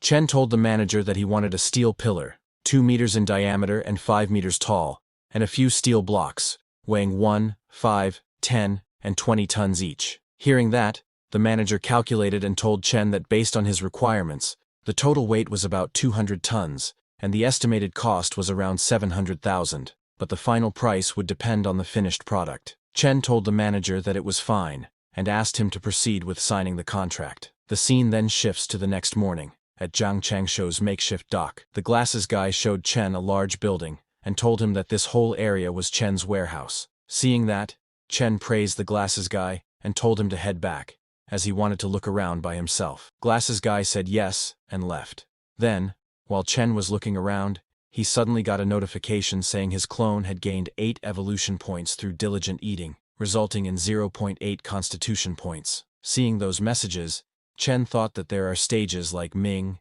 Dark, Transformation, and Beyond Transformation, and he hadn't even reached the transformation stage yet. He still had a long way to go. He looked in the warehouse and thought that once the steel pillar was set up in the warehouse, it would be his training ground. The maximum evolution points per day are 100, so Chen needed at least 1 more day to evolve his sea iguana. Thinking that, Chen said, compared to the giant lizard's progress, my body is still way too slow. On the other hand, police arrived at the scene where Chen killed those thugs last night. A policeman recognized the receiver thug as Luo Hao, known as Big Boss Luo in the underworld, who owns a bar and commands over a dozen lackeys. His right hand was almost severed by a blunt weapon wielded with incredible force, barely hanging by a thread of skin. Lying beside Luo Hao was Iron Lao Chi, whose chest was hit with immense force, crushing his organs and killing him on the spot. The police concluded that all three men were killed within a minute by the same person. They understood that the strength and speed of this individual were insane. They all were wondering who could pull off something like this. While the police captain was checking the bodies on the seacoast, he suddenly got a wireless message telling him that they had found another body at sea. At the same time, in Tianlin Maritime Company, Chen was taking a rest on the massage chair. Secretary Su Lengyu came in and told Chen that the company has no work every day and everyone's just playing around. She asked Chen if they shouldn't hand out some flyers or something. Chen told her there was no need, saying, "Business is like fishing, wait for the fish to bite." Hearing Chen's words, Su Lengyu thought, "Even though you're a rich kid, boss, won't we go bankrupt like this? You want to wait for the fish to bite, but if we don't advertise, how will anyone come to us?" While she was thinking that, suddenly Niaxin came into Chen's office and said, "Boss, someone's here to see you. They say they've got a business deal to discuss." Hearing Niaxin, Su Lengyu was shocked. She could not believe that someone really did come to deliver money after all. After a few minutes, Niaxin led a man in a white suit into the meeting room. As the man entered, he asked for Zhang Lauda, the previous boss of the company. Chen informed the man in the white suit that Zhang Lauda and his people were now under his leadership. Hearing this, the man complimented Chen on managing to get Zhang Lauda on his side. The man then introduced himself as Wang Tianhua. Chen called him Boss Wang and invited him to sit down and talk. Once they were all seated, Su Lengyu offered, "Boss, I'll make some tea for you all." Chen nodded his approval, and then they got down to business. Wang revealed to Chen that he had a centuries-old sunken ship worth at least tens of millions. He asked Chen what he thought, and if he could make it happen. Confidently, Chen questioned Wang about how he planned to split the profits once they recovered the goods. Wang stated that since he provided the map, he would take 70%, and Chen would get 30%, as that was the going rate even with international teams. Upon hearing this, Chen suggested Wang find an international team instead. Surprised but not angered, Wang asked Chen for his suggestion. Chen firmly proposed a 50-50 split, adding, "Otherwise, forget it." Wang, knowing that private salvage was nearly impossible under strict current laws, and that Chen was his only shot, paused to think. Finally, he turned to Chen and asked if he was sure he could manage the recovery. Chen, with confidence, assured him, "With guys like Zhang Lauda under me, if you're not reassured, you can come along and see for yourself." Wang agreed, and extended his hand. 50-50 it is then. Pleasure working with you." Chen shook his hand and responded, "The pleasure is mine." Meanwhile, at police headquarters, the police captain was investigating bodies found in the sea and its coastal area. He was shocked to see such exaggerated claw marks on the corpses, and couldn't fathom what kind of creature could have claws that big. He logged into the confidential internal dialogue system, having already reported the multiple deaths suspected to be caused by a beast attack to his superiors. He also attached a confidential file, and finally received a reply saying professionals would investigate the case. Back at Chen's company, the huge iron pillar Chen had ordered arrived. Su Lengyu, surprised by the size of the pillar, asked Chen what it was for. Chen explained that it was a sea-calming pillar, buried at the pier to stabilize the waters and hold back the sea dragon kings. Su Lengyu was amazed at her boss's knowledge. After paying for the iron pillar, Chen checked his account balance, which was only 321,800. Seeing his balance, Chen thought to himself, "Money just flies away. Now I'm down to this little." Sometime later, Chen went to Bixi Garden Complex, where his secretary, Su Lengyu, lived. She came out of the car and said, "Boss, sorry to trouble you again. Why don't you come upstairs for some water?" It was a signal from her, but Chen declined, mentioning he had something else to do soon, and then he left. When Chen left, Su Lengyu felt very embarrassed, thinking about how bold her invitation had been. She became even more embarrassed when she suddenly remembered that her underwear was still lying around on the sofa. Meanwhile, the reason Chen declined Su Lengyu's invitation was that at dinner earlier, he had accidentally snapped his chopsticks. This incident made him realize that he still needed to practice controlling his strength. So, after leaving Su Lengyu, Chen didn't directly return to his home but went to the seacoast instead. There, he practiced his boxing by punching rocks again. While practicing on the rocks, Chen realized that he needed to achieve perfect mastery to fully utilize his powers. He then released his internal energy, and saw that his aura shield could now cover up to 30 meters. He could sense every movement of the wind and grass around him. 3 days later, in the deep sea, Chen was connected to his sea iguana, which was eating a red-eyed fish. The red-eyed fish are mutated, and when the sea iguana ate it, it gained 210 evolution points and 21 constitution points. After it finished eating, it followed Wang Tianhua's ship. When Chen noticed that Wang's ship was slowing down, he understood that they must be close. When the ship stopped completely, Chen called out, "Boss Wang, my other crew has already arrived. When do we start?" Wang, impressed by Chen's quick work, asked Chen to let him prepare, saying they would begin tonight. Chen agreed and returned to his training. After hard work, he gained 15 aura control experience, and with aura enhancement, his strength multiplied. At night, Wang called Chen, saying he didn't see Chen's other crew yet. Chen told Wang that they were already underwater and asked him to just give the location. Wang was surprised and said, "That's impressive," then told Chen that the location was 200 meters to the left of his ship, about 700 to 800 meters deep.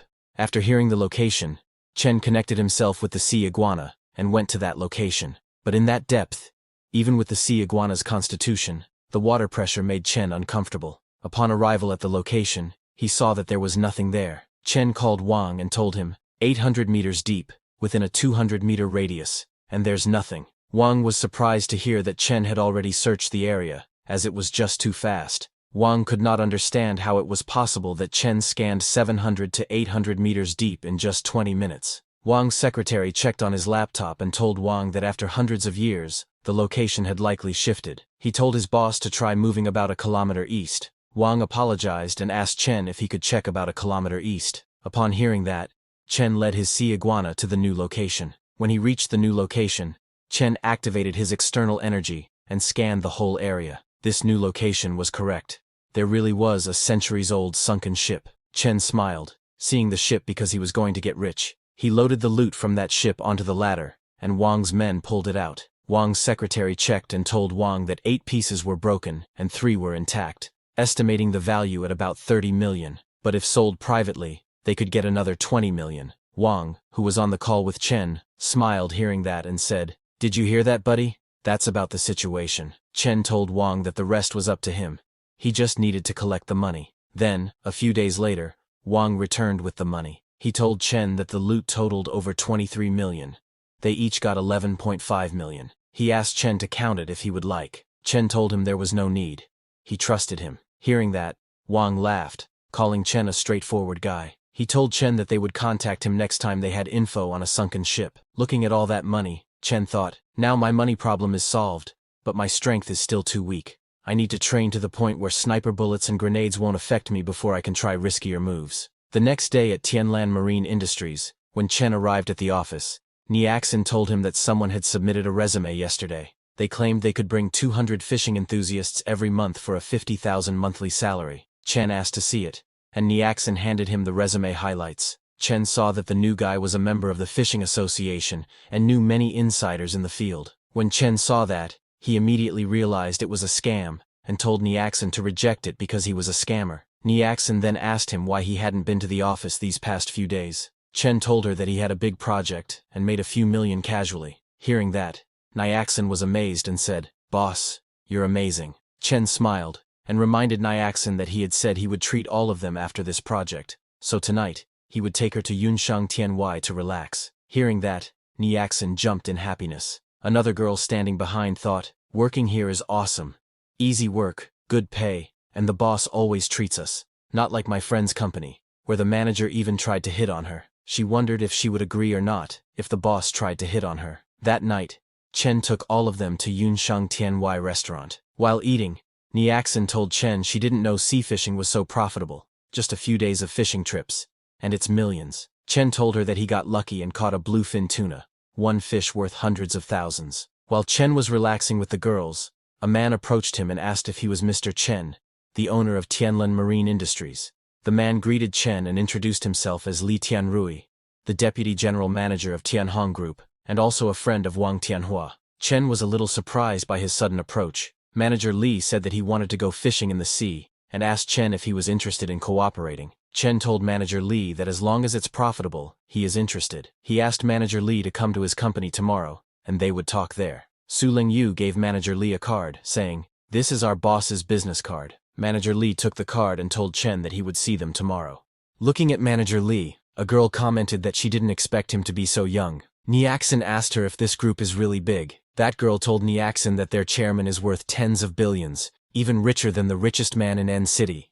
And Manager Lee has the same surname as Tianhong's chairman. Maybe he's a relative. Niaxin was amazed to hear that Manager Lee's family has tens of billions. Su Lingyu was also amazed because she couldn't imagine running into the son of the richest man over a meal in all her life. During their conversations, Chen realized that even the richest man's son is interested in shipwrecks. That same night, while Chen was searching the deep sea connected to his sea iguana, he found a huge fish. Chen was surprised by the coincidence. He was just telling Niaxin about a fish worth over 10 million, and now he had stumbled onto this. And not just one, but two of them. A few minutes later, Chen's sea iguana ate one fish and took the other one to the warehouse. Chen and his giant sea iguana looked at the fish and thought, a fish worth over 10 million, and its meat doesn't even taste that special. But I know this isn't just a fish. It's practically money swimming in water. Now I just need to find a buyer and sell it off. The next day, while Chen was training his boxing while holding the 2-ton dumbbells, he suddenly got a call from Su Lingyu. She told Chen that young Master Li had been waiting for him at the office for quite a while. Chen said all right and told her that he would head over now. A few minutes later, Chen arrived at Tianlan Marine Company. When the meeting started, Manager Li told Chen he had got the exact location of a shipwreck. Chen asked Manager Li that with the wealth of Tianhong Group, is young Master Li also interested in shipwrecks? Manager Li told Chen that no one ever thinks they have too much money. Then, after discussing the location and loot price, Chen told Manager Li they would split it 50-50 after the goods arrive. Manager Li agreed, saying it's no problem. From the look on Manager Li's face and how easily he agreed, Chen immediately realized that he's not just after the treasure on board, but decided not to say anything. Chen changed the topic and asked Manager Li if he knew anyone who runs high-end seafood restaurants because he had got a 4-meter bluefin tuna. Hearing that, Manager Li was impressed that even bluefin tuna was within Chen's reach. Manager Li took out his phone and told Chen that actually, he did know someone who owns a seafood restaurant. He asked Chen to let's grab lunch from there, and he will also introduce them. Then, after meeting with the seafood restaurant owner, Chen went to his warehouse. The restaurant owner came out of the car and ran into the warehouse to check the fish. Chen smiled and asked him not to rush, saying, "The fish is right there. It's not going anywhere." A worker checks the fish and told the restaurant owner that the fish's quality is perfect. Every aspect meets A-grade standards. Looking at the fish, the restaurant owner said, "Mr. Chen, this fish of yours is truly top-notch. We're all friends here, so how about a flat price of 7 million? What do you think?" Chen made the deal because he thinks the price is right. Chen's secretary, Su Lingyu, was amazed to see that a single fish sold for a whopping 7 million. It was quite unbelievable for her. Then, after getting the money, Chen went to Marriott International. He went there with Su Lingyu, telling her that since they had a great haul today, it's time to splurge a little. Su Lingyu was amazed to see the Marriott International shopping mall because it's a gathering place for the world's top luxury brands. Chen bought many items from that mall. Seeing him, Su Lingyu thought, this is the epitome of indulgence. The boss's money comes way too easily. But the mall staff were very happy, seeing Chen thinking a big spender has arrived. After shopping, Chen went to his dock warehouse. Chen moved all the items he bought into the warehouse. Su Lingyu was amazed seeing how much he has spent. Chen's watch alone is worth 2 million, and he bought her so many luxury goods, probably over 2 million as well. When they went inside, Chen told Su Lingyu that he wanted to buy a villa. It needs to be big and spacious. It's fine if it's in a quieter location because he prefers peace and quiet, and for the price, something around 30 million should do. He asked her to keep an eye out for him. Su Lingyu said okay, and returned home. After she returned, Chen connected himself to the sea iguana, and just as he connected, he saw 2 massive submarines passing by. Upon seeing those submarines, Chen turned around in disappointment, thinking, I'm not strong enough. Otherwise, I would tear those 2 submarines apart. While roaming around, Chen saw a sea cave in the deep sea, and also noticed some huge claw marks at the entrance of the cave. Chen immediately realized that there was something dangerous down below, and decided to leave it untouched, thinking there was no need to take unnecessary risks. The creature inside the sea cave, a giant crab, noticed Chen's sea iguana, and came out of the cave and attacked it. Seeing it attacking, Chen moved with speed to dodge, telling it not to think he was easy to mess with. Chen dodged the sea crab's attack, but after seeing its attack power, he realized it was much stronger than the mutated ribbonfish. The crab started attacking the sea iguana with all its claws, but the sea iguana moved very fast and dodged every attack. The force that the monster unleashed was over 10 tons. Now it was Chen's turn to attack. He dodged all the crab's claws, and while using his internal energy with full force, hit the crab's main body. The crab died immediately after getting hit. Looking at its huge body, Chen thought, "This big guy can't be finished in one go, and I have to absorb it slowly." The sea iguana started eating the giant crab, so Chen disconnected the connection and started looking for reports on unusual marine phenomena in recent years. He was concerned after seeing giant ribbonfish, giant triggerfish, and now a giant crab. He was certain that the world might really be changing. While searching, he found a post saying that an M-country nuclear submarine, which had vanished at a depth of 600 meters in the Pacific, was reported to be attacked by an unknown giant sea creature. When he searched more, he found another similar case where a nuclear submarine in the Arctic collided with an underwater iceberg, killing all 127 crew members. Looking at those cases, Chen found out that all of this had happened within the past 2 years, and it seems the deeper they go, the stronger these unknown creatures become. While Chen was looking into the changing world information, his sea iguana continued eating the giant crab. A system notification came telling him that he had gained 290 evolution points and 29 base body stats. After eating, Chen noticed that his sea iguana's body had now grown to 18 meters. Not only that, Chen's physical stats had also increased by over 100 points. His bone structure, muscle strength, and everything had reached an entirely new level. Now, when he practiced his boxing on the iron pillar, he found that even punching an iron pole didn't hurt anymore. Looking at his newfound power and strong body, Chen realized that now not even a handgun could do more than scratch his skin, and with his natural armor and reaction speed, ordinary bullets wouldn't even leave a dent on him. The next day, Chen went to the Manhwa bookstore to get some books. He thought that since the world isn't as simple as he had thought, learning and reading are always the right choices. While Chen was reading books, a girl noticed him and asked her friend to look at how handsome he is. Her friend suggested she go ask for his contact info, but she was shy and didn't dare approach Chen. Later, Chen returned home and took out 2 martial arts books that his father had given him, telling him that only through continuous learning could he keep improving. He went to his warehouse and started practicing those techniques. After practicing for a while, Chen realized that Bajiquan and Xingyiquan seem simple, but mastering them is no easy task. While he was practicing, he suddenly received a call from Manager Li. When Chen picked up the call, Manager Li told him that they had arrived. Chen said all right, and told Manager Li to send him his location, and his people would be underwater in half a day. A little later, Chen connected his mind to his sea iguana and went to the location Manager Li gave him. When he arrived, he saw gold in a box. Chen called and told Manager Li that they had found gold and some shattered porcelain. When Manager Li heard that, he asked Chen if they saw a special box. He told Chen that as long as he could find that box, everything else on the shipwreck was his. Chen said all right and told Manager Li he would ask around. Chen first took the gold, as just that gold alone was worth over 20 million. As for the special box, after looking around for a few minutes, Chen also found a small box, which looked completely different from the others. But when Chen looked inside that box, there was just a pile of black mud. Chen had no idea what Manager Li wanted with it, but he handed it over to Manager Li. With full excitement, Manager Li opened the box, but only mud was inside it. Seeing that, Manager Li's jaw dropped, and he started crying over his elixirs, which were supposed to be inside that box. On the other hand, the police had found some more dead bodies near the sea coast. After checking the dead bodies, a policeman told the deputy chief that just like the people who died earlier, all their blood was gone, their muscles dried up like jerky, but the time of death was only about 10 hours ago. The deputy chief decided to wait for the higher-ups to come down and investigate. He was slightly suspicious because all the victims were thugs, with no family ties, but physically strong. The deputy chief ordered the policeman to write up a report later and shut down all entertainment venues in the city. But even after doing all that, later that night, some men died, and all their blood was sucked dry like all the other victims. The deputy chief was shocked to find that some more people had died. He could not understand how 4 more people died when everything was clearly shut down.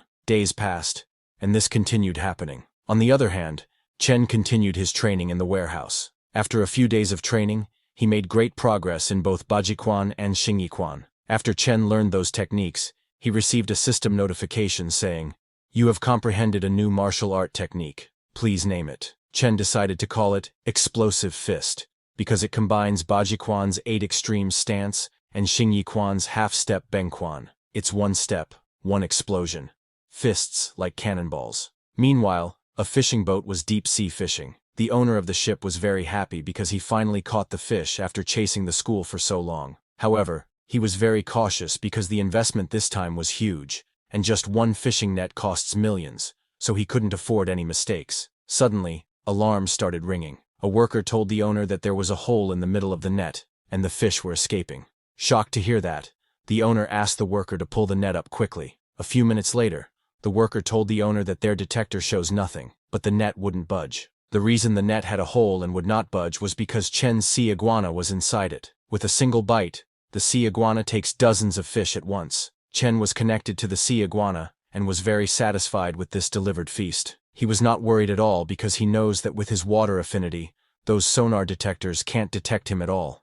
After eating hundreds of fishes, Chen said, "It's time to head home now that I'm full." The sea iguana left, and the owner retrieved the fishing net, but was shocked to see a huge hole in his fishing net. He started crying, wondering why all his fishing nets are broken and his fish are gone. He could not understand what kind of monster or divine being could be behind this. That same evening, while Chen was resting on the dockside, he got a message call from Manager Lee. When Chen picked up the call, Manager Lee told Chen that he is heading back to N City, and to show his gratitude, he will take Chen to a great place tonight. Chen laughs and said, "If young Master Lee invites me, I've got to check it out." Then at night, Chen went to Mengluo Elegant Pavilion with Manager Lee. A very beautiful girl in traditional Chinese clothes welcomed them to the Mengluo Elegant Pavilion. Manager Lee enters and asks the girl if anyone booked the Yunxiao Hall. The girl smiles and told Manager Lee that it's always reserved for him. The Yunxiao Hall he was speaking about was a very luxurious hall where many beauties were present to serve Chen and Manager Lee.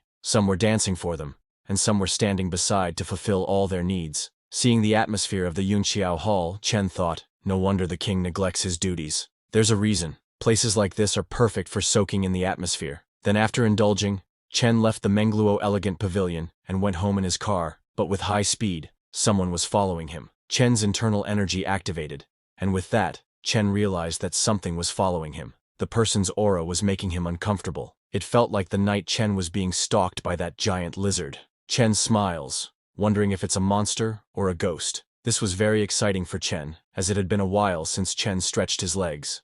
But while Chen was driving, suddenly a couple driving in their luxury car called and asked Chen if he wanted to spar. Seeing them, Chen got annoyed because if there were many people, maybe the one following Chen might stop. So, to leave them behind, Chen sped up his car and then made a scary turn towards the seacoast. Seeing Chen's insane turn, the couple stopped their car, wondering if he was trying to kill himself. Meanwhile, after leaving that couple behind, Chen still didn't slow down and continued towards the seacoast. At Chen's speed, even the fastest car couldn't keep up, but Chen was surprised to see that the one following him was still sticking close. This made him realize that it's no weakling. When Chen reached a secluded part of the seaside, he stopped the car. Exiting the car, Chen called out to the person following him saying, "I'm not a bad guy. You can come out." Hearing this, a girl hiding behind a tree stepped out. She was the same girl who had welcomed Chen and Manager Lee into the hotel. She smiled and said, "What a funny way to talk, big brother. I was just bathing by the sea, and someone took my clothes. Could you grab me something to wear?" Hearing that, Chen responded, "You want clothes?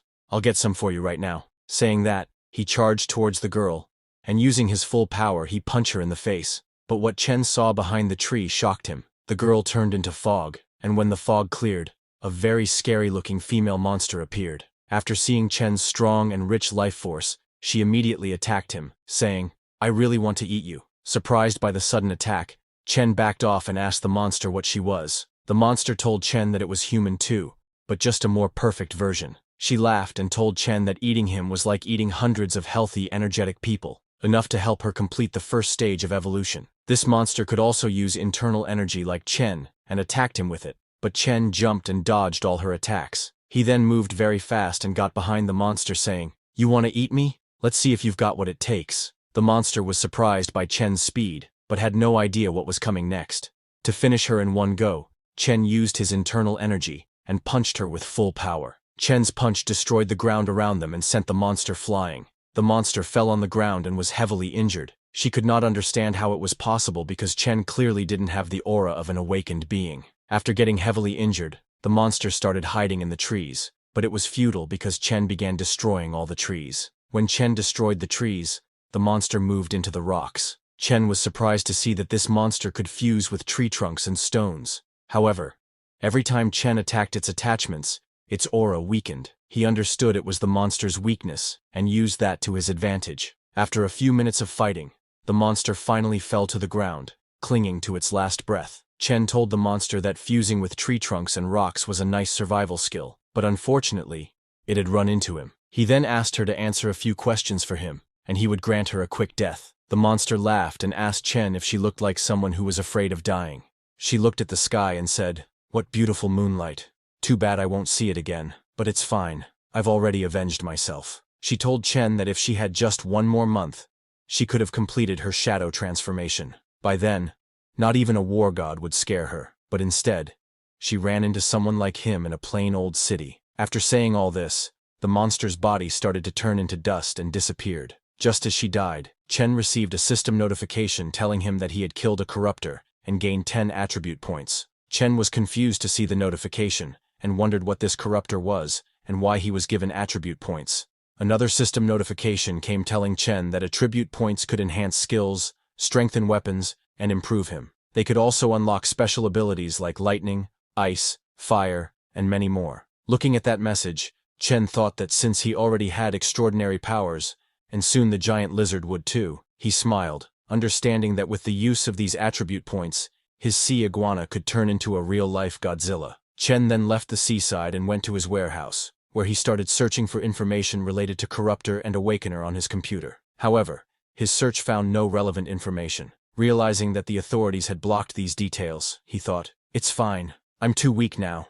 But when I become stronger, I will explore that world again. Maybe after my physique goes above 10,000, then no one could stop me." While he was thinking this, suddenly a system notification came asking Chen to please choose an element to enhance. He could choose from wind, fire, water, earth, lightning, light, or dark, and as his current physique was insufficient, only a basic element could be strengthened. Seeing that notification, Chen immediately chose lightning to enhance as he had decided beforehand. When Chen used attribute points to enhance his extraordinary abilities, he acquired lightning mastery and 1 mental stat. After acquiring the lightning mastery, Chen immediately checked it, but could only create small thunder between his fingers. It was a beginner version of lightning powers, but even with that, Chen was happy and took it. Chen immediately checked his status window. Currently, he is level 1 with 465 physique and 57 mental control points. As techniques, he has external chi at the beginner level, chi sense also at the beginner level. As skills, he has collapsing punch at beginner level, sky step at intermediate level, spring kick also at intermediate level. As abilities, he has lightning mastery at beginner level. Now he has 0 attribute points.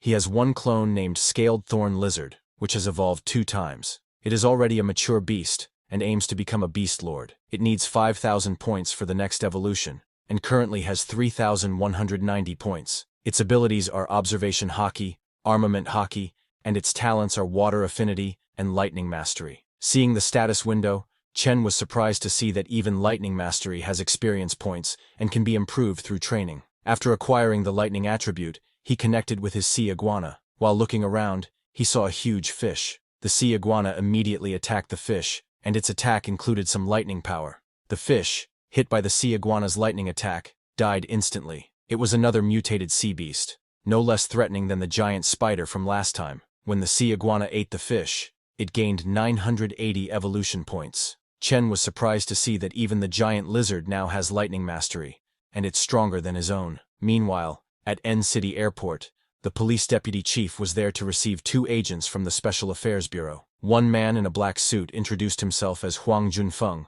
and thanked the deputy chief in advance for his cooperation. The second man, in a white suit, introduced himself as Nangong Jian, lead investigator for Case 907, and asked the deputy chief to show them the body. The deputy chief then took the 2 men to the mortuary to show them the dead body. Pointing at the body, he told them that this person died last night, the only corpse found. For 4 days before this, 4 people mysteriously died each night. The man in the black suit used some spiritual aura, and when he pointed it at the dead body, the monster's aura that had killed the man appeared. Seeing the spiritual aura and the monster's aura, the deputy chief was shocked, but before they could gather any more information, the monster's aura disappeared. The man in the white suit told the other that the killer is dead, which surprised the man in the black suit. At the same time, Chen was at his warehouse, practicing his techniques. He was scared because his power grew too fast, and he couldn't control it.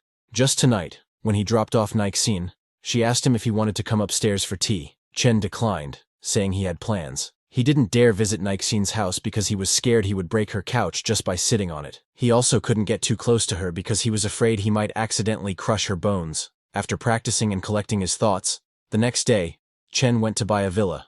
A broker showed Chen the villa and told him that the main building is 560 square meters, with a 70 square meter front yard, a 200 square meter backyard, and an 80 square meter pool hall. The broker told Chen that the buyer paid in full, including furniture worth over $1 million, for a total price of $34 million. Chen offered $25 million, saying he would buy it outright. Just as he took out his phone to transfer the money, he suddenly received a call asking for help, saying they saw a monster, and then the call ended. Chen was surprised to hear that. Meanwhile, the two special agents were on the rooftop of a building looking at the city. The man in the black suit told the man in the white suit that there has been no unusual activity since last night. The corruptor is truly dead, but he thinks it's strange because the corruptor was in a semi-ethereal state. A being like that isn't something normal people could handle. He asked the man in the white suit if they should stay and investigate, suggesting they might as well check out the city's bustle, but the man in the white suit told him to use the time to train, otherwise when the apocalypse hits, he will just be cannon fodder. Surprised, the man in the black suit asked the man in the white suit what he meant by an apocalypse. The man in the white suit then told him that their professor predicts the next spatial fluctuation will be 10 times stronger than it was 20 years ago. The most pressing matter at hand is to increase their capabilities across the board in anticipation of that day. With a serious expression, the man in the white suit said, "Only this way can we repay the country for nurturing us." Meanwhile, at the deep sea, Chen connected his mind with his sea iguana, and, while searching, finally found something valuable. However, stirring up too much sand earlier broke a lot of porcelain. Then Chen went to get a coffee at a cafe. He looked up on the internet to check the price of the things he found. Chen struck gold. He got one Song Dynasty piece worth at least a few million, maybe even tens of millions. It's too bad his carelessness destroyed so much. Otherwise, they all could have been worth over 100 million. While he was checking the internet, he suddenly heard a commotion. A waitress was shouting at a black-haired customer, asking him what he was grabbing. The customer argued with the waitress, telling her not to accuse him. But then he started smiling and said, "Miss, since you said I grabbed something, should I grab for real now?" Another customer sitting nearby asked the black-haired man how he could be so shameless, as he saw it clearly. The black-haired customer argued with him too, saying, "So what if you did? If you're upset, try hitting me." The waitress got scared and tried to run away from there. Chen shot up from his seat and told the black-haired man that he had never met someone as arrogant as him. The black-haired man laughed and said, "Now you've met me today. If not happy, then try hitting me." The black-haired man challenged Chen, shouting, "Do you dare to come and hit me?" He laughed, calling Chen another hot-blooded youngster who only knows how to talk. This made Chen very angry. While walking towards the man, he asked the waitress if their store had surveillance cameras. Hearing Chen, the waitress understood what he meant and immediately disconnected the surveillance camera's power. After that, she told Chen that the cameras were broken. Chen smiled because now there would be no evidence. Seeing the waitress pull out the camera's power plug, the black-haired man got scared, realizing that he had messed up. Chen moved towards the black-haired man and slapped him so hard that with just one slap, the man fell to the ground and lost consciousness. After slapping the man, Chen smirked, saying, "In this day and age, someone actually wants to get beaten up. How ridiculous." Chen then left the coffee shop and returned to the warehouse. While lying on the sofa, he practiced his new lightning ability. After a few minutes, a system notification came, telling Chen that his thunder control experience had increased by 10 and his mental strength by 1 point. While practicing, Chen thought to himself, "A human life, barely a century, is but a blink in the lifespan of a star, and one day, I will break through the boundary of life and death." The next day, while leaving in his car, Chen asked his secretary to find some time to study accounting books, because she would have to handle the company's finances when the time comes. Chen added that he would pay her double. The secretary hesitated but accepted as her pay would double. Seeing Chen entering the car, she asked him where they were heading next. Chen told her that they were going to sell some stuff. After searching for a few minutes, they found a shop. The shop owner introduced himself as Gao, the owner of that antique shop. Chen pointed at the suitcase his secretary was holding and asked Mr. Gao if he could help them estimate how much this plate was worth. Mr. Gao asked both of them to come inside and discuss this upstairs. Chen opened his suitcase and showed Mr. Gao his ancient plate. While Mr. Gao was checking the plate, he found that it had the salty smell of seawater. He immediately realized that it was just salvaged. Mr. Gao then turned to Chen and told him that the plate was genuine but was part of a set, and he only had one piece. which lowers its value significantly. Chen laughed and admitted that it really was a set. He told Mr. Gao that when he found this porcelain bottle, there were plenty of others around it. Unfortunately, this was the only one that's intact. Hearing that, Mr. Gao said it was really a shame, and if it's just this one piece, he can only offer 4.5 million. Hearing the price, Chen closed the suitcase and told Mr. Gao that it was all right, and he would think about it. Then, after a few hours of wandering around many shops,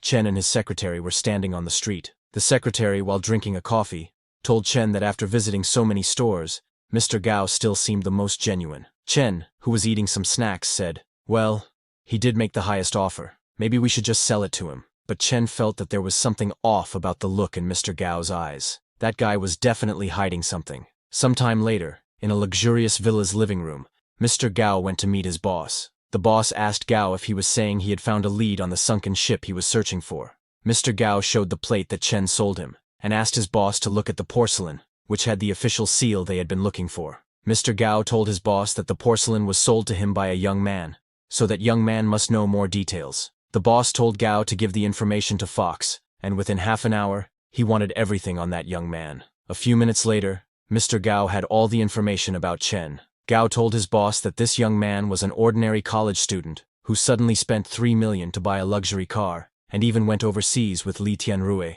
Gao asked his boss if they should still take action after seeing the people backing him. The yellow-haired boss, Du Hong, laughed and told Gao to take action. At the same time, while Chen was lying on his bed, he remembered Mr. Gao handing him a form and asking him to fill it out, saying they would need his details for future transactions or auctions. At that time, Chen filled out the form, but he still felt like today's deal went unusually smoothly. Chen couldn't shake the feeling that Boss Gao was hiding something. He hoped that nothing strange would happen. The next day, Chen was leaving his apartment and was in the elevator. His last night really was uneventful. He wondered if he was just overthinking it. He decided to forget it and just head straight to school to check things out. There was another matter Chen was curious about. After absorbing the sea python, his strength, muscle density, and everything else had reached 50 to 60 times that of a regular person. He wondered if he could withstand gunfire now. While Chen was thinking, the elevator arrived at the ground floor. But outside the elevator, a guy in a hoodie was waiting for Chen.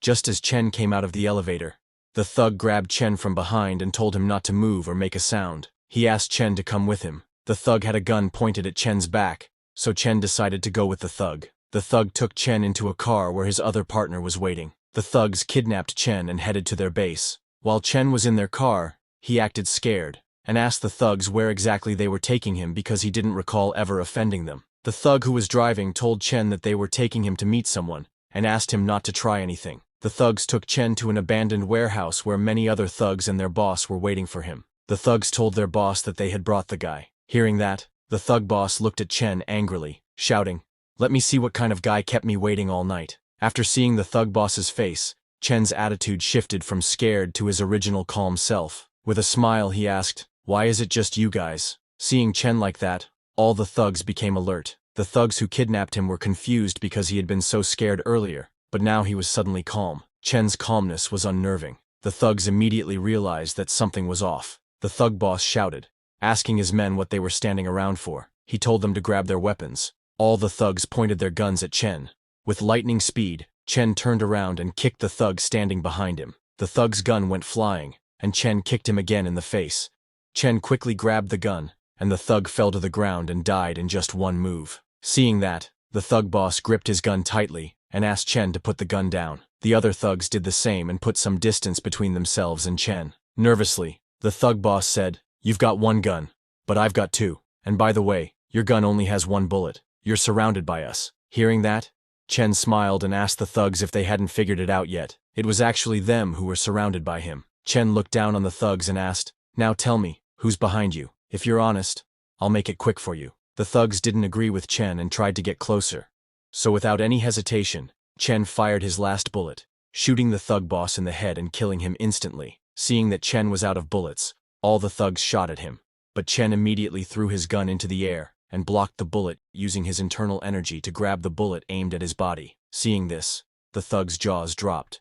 They were all shocked and scared, thinking he was a monster. After catching the bullet, Chen himself was amazed at how powerful he had become. After that, Chen began a one-sided beating of the thugs, leaving only one alive to get information. He asked the surviving thug who had sent them after him. The dying thug told Chen that it was the director of Longhua Group, Chang Du-hong, who also owned the shop on Guan Street and lived at Guanshan Villa, number 3. Just as the thug disclosed this, the thug boss's phone started ringing. Chen picked up the thug boss's phone and answered the call, saying, "You're Du-hong, right? I'm Chen Chu. See you tonight." Hearing Chen's warning, Mr. Gao got a little scared and told his boss Du-hong that Chen was dangerous. Boss Du-hong told Gao to get ready, saying, "Let's see if this kid dares to come here." Meanwhile, Chen, having Du-hong's address, ran all the way to Du-hong's house. Chen was so fast that even a car traveling at 120 meters per second could not match his speed. Meanwhile, security at Du-hong's villa increased, with many bodyguards with guns patrolling and guarding the entire villa,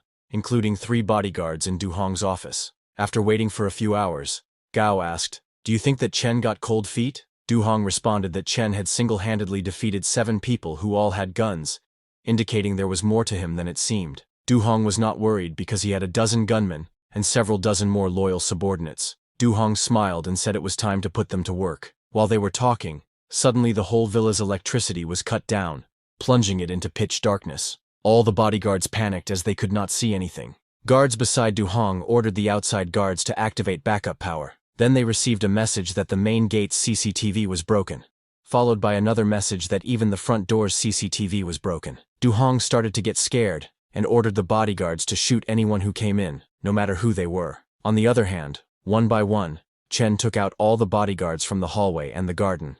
After that, he started banging on Du-hong's office door. The bodyguards inside the office aimed at the door and got ready to shoot. Chen broke down the office door and entered inside. Just as the door opened, Du-hong ordered the bodyguards to fire, but before they could even shoot, in the blink of an eye, Chen reached them and knocked down both of the bodyguards, and then walked towards Du-hong. Seeing Chen move so fast, Du-hong asked if he was awakened. Scared, Du-hong told Chen that he would give him 500 million if Chen left them 2 alive. Chen smiled and told Du-hong it was a tempting offer, but he couldn't leave the 2 alive after killing everyone else. Chen asked them to talk about those who've awakened, saying if they told him, he would make their deaths painless. Du-hong was very angry, but understanding that he had no choice, he began telling Chen about awareness. He recounted that in 1999 at Tiger Mountain Town, he was fighting for territory with over a dozen brothers, when suddenly a person covered in flames descended from the sky, turning the town into a sea of flames in the blink of an eye. When he went there the next day, that place was nothing but a huge lake, which the authorities called Sunken Lake. Hearing about that incident, Chen realized that awakened people are too powerful. He thought it was lucky that he wasn't making waves then. While Chen was lost in thought, Du-hong, who was hiding a gun underneath his table, tried to shoot Chen, but Chen moved to his right and dodged the bullet. In the next instant, Chen jumped over the table, kicked Goa in the face, and punched Du-hong, smashing his head on the ground. After killing both of them, Chen said, "Even if you're so rich, you're just an insect in my eyes. If you're within reach, you're as good as dead." After killing them, Chen burned Du-hong's villa. A few minutes later, the police arrived at Du-hong's villa and found it burnt to rubble. A policeman told the deputy chief that 31 bodies were found in total, one of which was the director of Longhua Group. Looking at the villa, the deputy chief guessed that it was Chen as they had found Chen's information in Du-hong's phone. The deputy chief guessed that Chen should also be responsible for the deaths of the people in the Red Forest. Seeing the unusual movement of the underground, the deputy chief understood that the next attack was imminent, so he was planning to give Chen a chance, but he's just too cruel. He's forsaken the straight and narrow. On the other hand, when Chen returned to his warehouse, he saw that the chicken he had was gone, and there were oil marks. It didn't take him long to understand that the person who came here last night was extraordinary. Chen decided to wait for that person to return again. While waiting, he connected himself with the sea iguana. He hunted another fish-like creature, and after devouring it, he obtained 67 evolution points and 6 stat points. Chen found that there were many more fish like that deep into the sea, and decided to take a look. When he got 1,200 meters below the surface, he found a live volcano under the deep sea, but the pressure below 1,200 meters started getting a little difficult for Chen to withstand, so he returned. Then, the next day at the warehouse, while Chen was waiting, someone holding a shopping bag arrived at the warehouse. While hiding behind a wall, Chen watched the man. Chen was not going to let the man run away. When the man's back was facing Chen, he immediately charged at the man with full power and punched him. But when the smoke cleared, Chen was shocked to see that there was nothing at all, and the man had disappeared. Chen started to wonder what power this was. A dimensional rift? A path into another world? What else could it be? While he was thinking, suddenly the ground underneath Chen turned blue. Immediately, a system notification came telling Chen that his body was being corrupted by polluted energy. Another notification came telling Chen that although his body was powerful enough to be immune, this resistance would be overcome after 5 hours.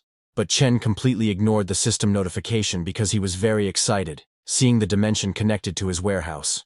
Just as he entered this other dimension, he saw a door and something standing outside. Before Chen could understand what was happening, the thing standing outside jumped to attack him. It was a green-colored humanoid monster whose head looked like a squid. Seeing that, even Chen got confused, wondering if it was a zombie or some other monster. Just as the monster tried to attack, Chen punched him in the face, blasting his head into pieces. A system notification came, telling Chen that he had killed a defective demon corpse and had gained 2 stat points. After killing that monster, Chen turned to the door. There was a signboard above the door saying, "Tiger Mountain Town welcomes you." Chen entered the door and found a whole town behind it. Seeing Tiger Mountain Town, Chen immediately remembered that it was the town that Du Hong told him had been flattened into a lake overnight. It didn't take long for Chen to understand that this town wasn't destroyed by humans. It was pulled into another world. Chen decided to return for now because it was dangerous here. While he was going back to the door from which he came, an orange-haired little girl was observing him while standing on a huge tree. That little girl had the chicken that was stolen from Chen's warehouse.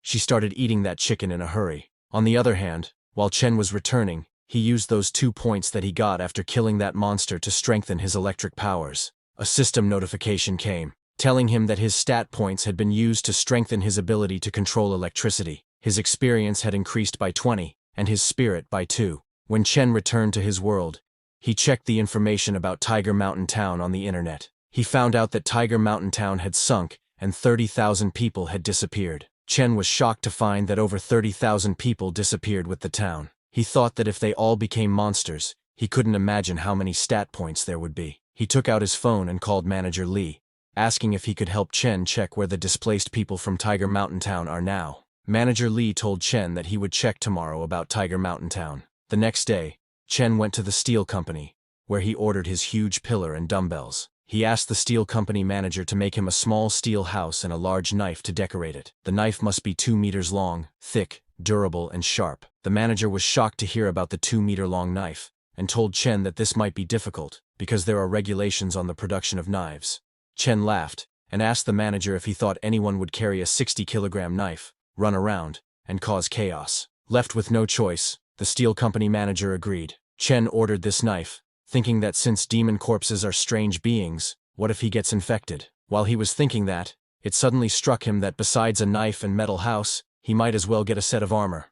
He ordered that too. After that, he went to Hotel Haxian to meet Manager Lee. Manager Lee told Chen that there's so much conflicting information on the survivors of Tiger Mountain Town, and the authorities say the matter's settled, but when he checked, he found nothing on it. Hearing that, Chen confirmed that over 30,000 people were buried too. He immediately returned home in his car, then connected with the sea iguana. Today, Chen caught over 40 mutated tiger-headed fish and ate all of them in one go. He was still lacking 300 evolution points before he could evolve for the 3rd time. The next day, Chen went to the villa he had seen before to buy it. The salesman introduced him to a girl who was the owner of the villa. That girl complimented Chen, telling him that he had a good eye.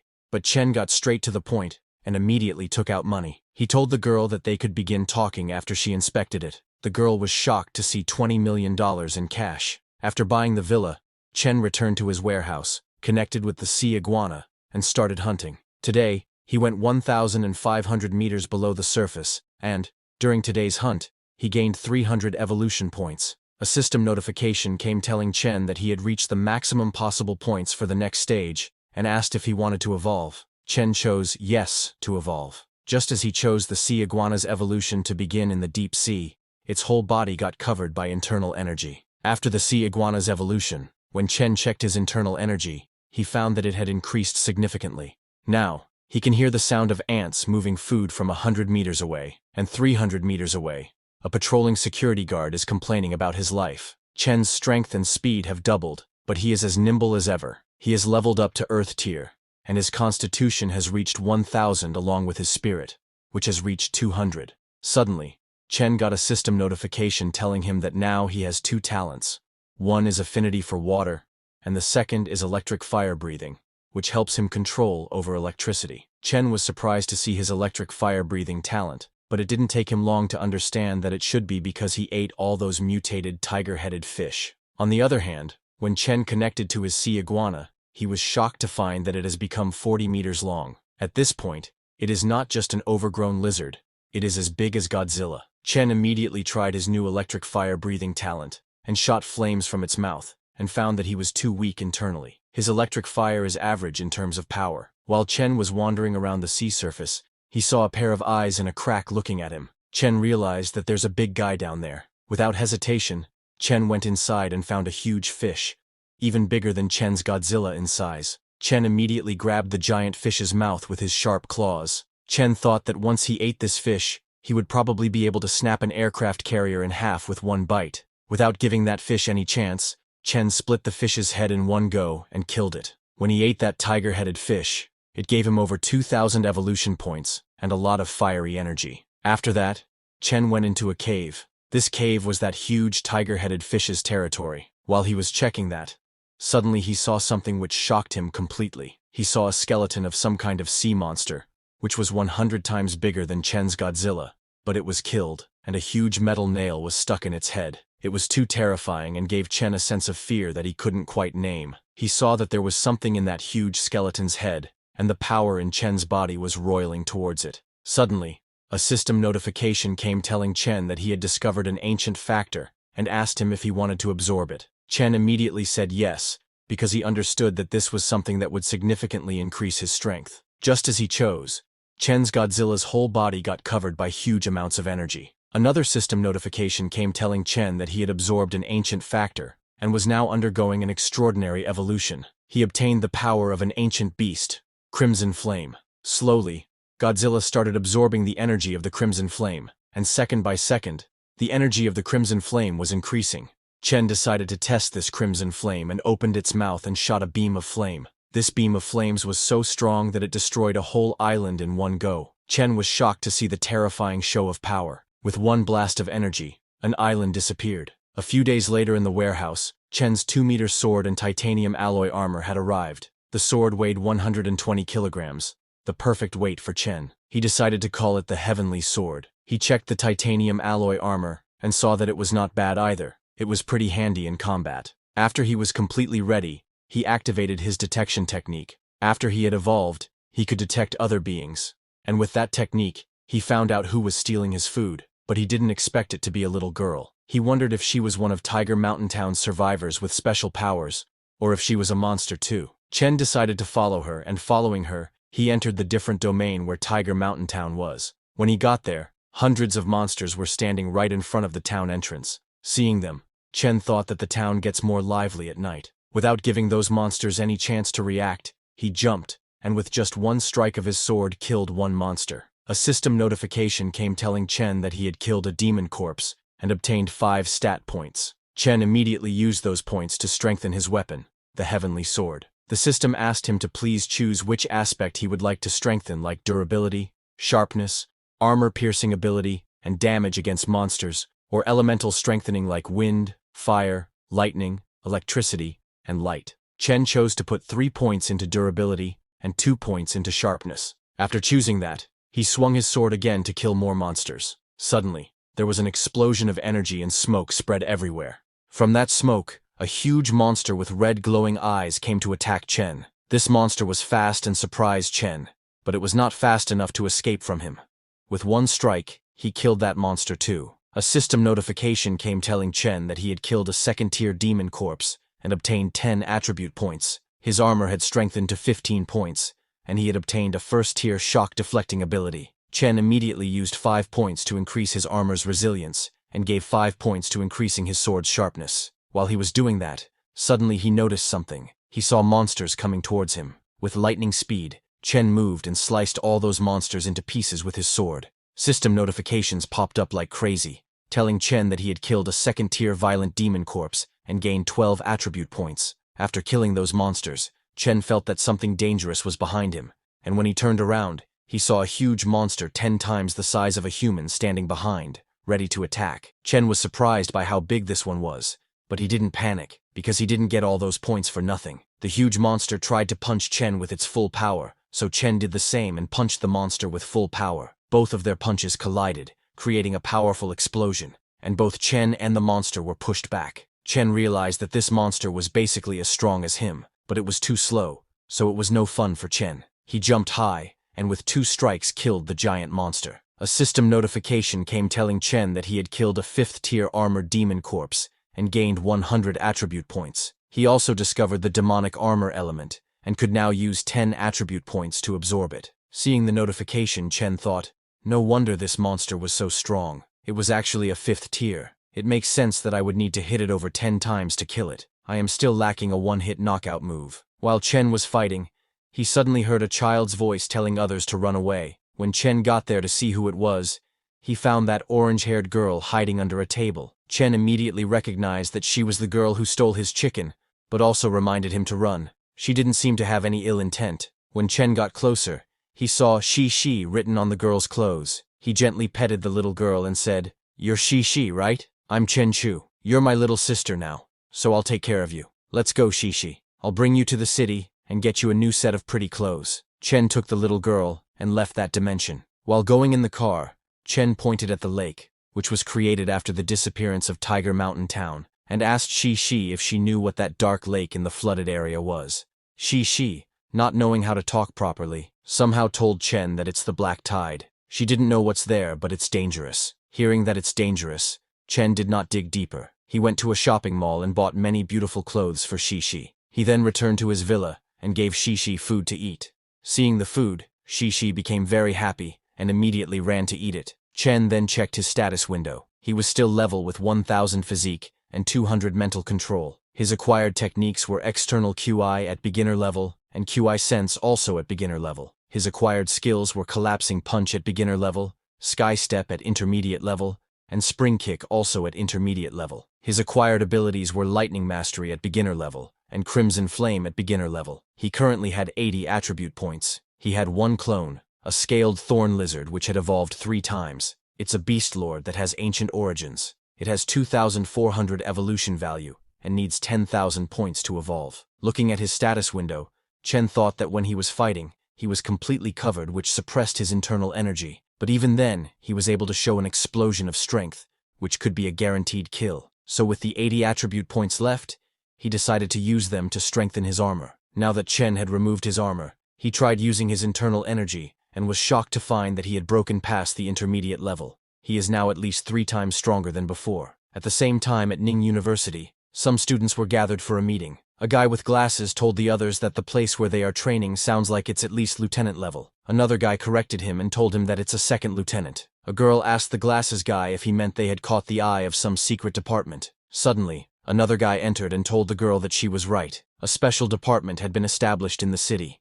Once the training is over, successful participants will become lieutenants, but there will be various dangers. He also asked all the students if they wanted to join or give up. All the students replied in unison that they would join. On the other hand, at the warehouse, while training, Chen punched and created a hole in the iron pillar. His outer covering caused the Crimson Flame's power to coalesce inside him and then explode outwards. Chen decided that this would be his one-hit knockout OKO move. That punch had at least 150 tons of force, so he would call that move Exterminating Flame. He then continued, and after 100 punches, he stopped, thinking this should be more than enough training. Now, he was confident that if he ran into that demonic corpse again, 3 punches should do it. Chen then went to Ning University's campus in his luxury car. At the same time, the girl from that group of students was leaving the campus. She saw Chen and complimented that he was handsome. Jealous, her boyfriend told her it was an expensive car, so that handsome guy must have been born with a silver spoon in his mouth. He asked her why she cared about that man so much. The glasses guy told them that the handsome guy had saved Lin Roya from 4 kidnappers a month ago. Hearing that, the girl asked the glasses guy if that handsome guy was that powerful. Her boyfriend got more jealous and made fun of Chen, saying, "There is no way that little guy saved someone from 4 kidnappers. Maybe those were just some desperate guys, not real kidnappers." Well, leaving that aside, Chen went to his university's campus and played with Shi. After playing, they sat at a table to enjoy ice cream. While Shi was eating her ice cream, Chen connected to his Godzilla. Just as he connected, he saw a submarine right in front of his eyes. Chen scanned the submarine with his detection technique and found out that it was a yacht filled with bandits from Kangaroo Country, and that's why it was so small. It seemed like a good place for Chen to test his strength. In the submarine, the sonar detected a large life form 100 meters below rapidly approaching. They all panicked, seeing it moving towards them very fast. They were very scared because it was going to hit them, but they could not do anything against it. Chen's Godzilla scratched the outer layer of the submarine with its sharp claws. The 2 cabins at the back of the submarine were damaged and were leaking. Their sonar had been damaged as well. The captain of the submarine ordered his men to close the valves and stop the water from coming in, turn on the multi-beam bathymetry, set a destination, and get a picture of the surroundings. After a few minutes, a man told the captain that it was a huge creature around 40 meters long, even bigger than a blue whale. The captain was shocked, asking how something so big could exist since even blue whales are only 30 meters long. He ordered his men to close the back hatches and resurface. A man told the captain that the water ingress was severe, and that the huge monster was still attacking. Hearing that, the captain ordered them to fire the torpedoes and set the turbines to their maximum power and resurface as fast as possible. Seeing the torpedoes coming, Chen turned around and swam away. He reached a speed of 200 kilometers per hour. At this speed, the torpedoes wouldn't be able to catch up to him, but this show had just started. Chen then took a turn and headed towards the submarine, and the torpedoes followed him. He immediately hid behind the submarine, and the torpedoes, unable to change their direction so fast, collided with the submarine and exploded with a huge explosion. Seeing the power of the explosions, Chen realized that if he were directly hit, he would definitely be injured. This made him understand that he had to get even stronger. Then, after eating the ice cream, Chen went to his university's evening party. There, a yellow-haired girl was performing a traditional dance. A man standing beside Chen complimented the girl, saying she was one of the 4 beauties from all the new students, and that she danced as nimbly as a bird. When Chen saw the yellow-haired girl's face, he immediately recognized her as the girl he had saved on the road where she was lying and had been drugged. She, sitting in Chen's arms, complimented the girl, saying she was very pretty. Then, after her dance, the yellow-haired girl greeted all the audience and was about to leave. But before that, a brown-haired boy who was holding a bouquet climbed onto the stage and approached her. He proposed to the yellow-haired girl named Qian, saying he had fallen in love with her at first sight and asked her to be his girlfriend. The yellow-haired girl was surprised by the sudden proposal. Before she could say something, the whole audience started shouting, asking the brown-haired boy what he was talking about. They told the boy they didn't have so much free time and asked him to get off the stage. Some angry people commented, telling the boy that doing this was way too old-fashioned and he should stop embarrassing himself. Seeing the support from her audience, Qian stood up for herself and told the brown-haired boy that her audience wouldn't let her say yes, and she didn't like him anyway. After getting rejected, the boy got off the stage. A while later, when the whole program ended and Chen was returning home with Shi, he was stopped by Qian, asking him if he still remembered her. When Qian stopped him, people around were shocked to see that the school beauty was waiting for Chen. Qian ignored them and told Chen that last month he called the police and saved a girl who was drugged. Hearing that, Chen remembered that he did something like that, but he didn't remember that it was Qian. He asked Qian if there was an issue. Seeing that Chen didn't recognize her, Qian started thinking about what she should say, but Chen didn't wait for her and walked past her, telling her that if there's nothing, he would take his leave. He said goodbye to Qian and left from there. Seeing Chen leaving in his luxury car, Qian was surprised. She knew that car cost at least 2 million, and Chen was wearing new Gucci shoes which were at least 30,000. She understood that he was the spitting image of someone born with a silver spoon in their mouth, unlike the brown-haired boy. Later, after Chen returned to his warehouse and then entered a different dimension, he looked at a deep cave. Chen remembered that according to what Shi said, the dark tide is coming, and he had to find a cave because everything on this earth will disappear. The cave in front of Chen was 30 meters deep and 4 or 5 meters tall, so he thought that this would work. After that, Chen got back to his work and started killing the monsters. He killed 2 monsters. One was a second-tier mutated bone spear demon corpse. By killing it, he gained 20 attribute points. The second monster he killed was a third-tier mutated flaming demon corpse. With that, he gained 20 attribute points. Chen was surprised to see a demon corpse evolve the power to wield flame, and it was a little hot because Chen could feel it on his skin. He asked the system to increase his clothes' resistance to demon attacks. A system notification came telling Chen that he had used 10 attribute points. Now his armor had fused with materials from demons and had ascended to become extraordinary. Hearing that he got extraordinary demon armor, Chen tried touching the corpse of that flaming demon, and this time the flame didn't feel hot to Chen. Seeing that, Chen laughed because it had basically made him immune to normal flames. Chen then connected to his Godzilla, which was in the deep sea. By accessing Godzilla's memories, Chen found that the Pacific doesn't have many deep-water fish, and mutated fish are hard to find. Thinking this, he decided he might as well hunt for them in fish farms. Chen then went to a fish farm and caught 20+ large fish, which should suffice for half a day of food. After feeding Godzilla, Chen disconnected himself and resumed his hunt. While he was hunting, suddenly a monster attacked him,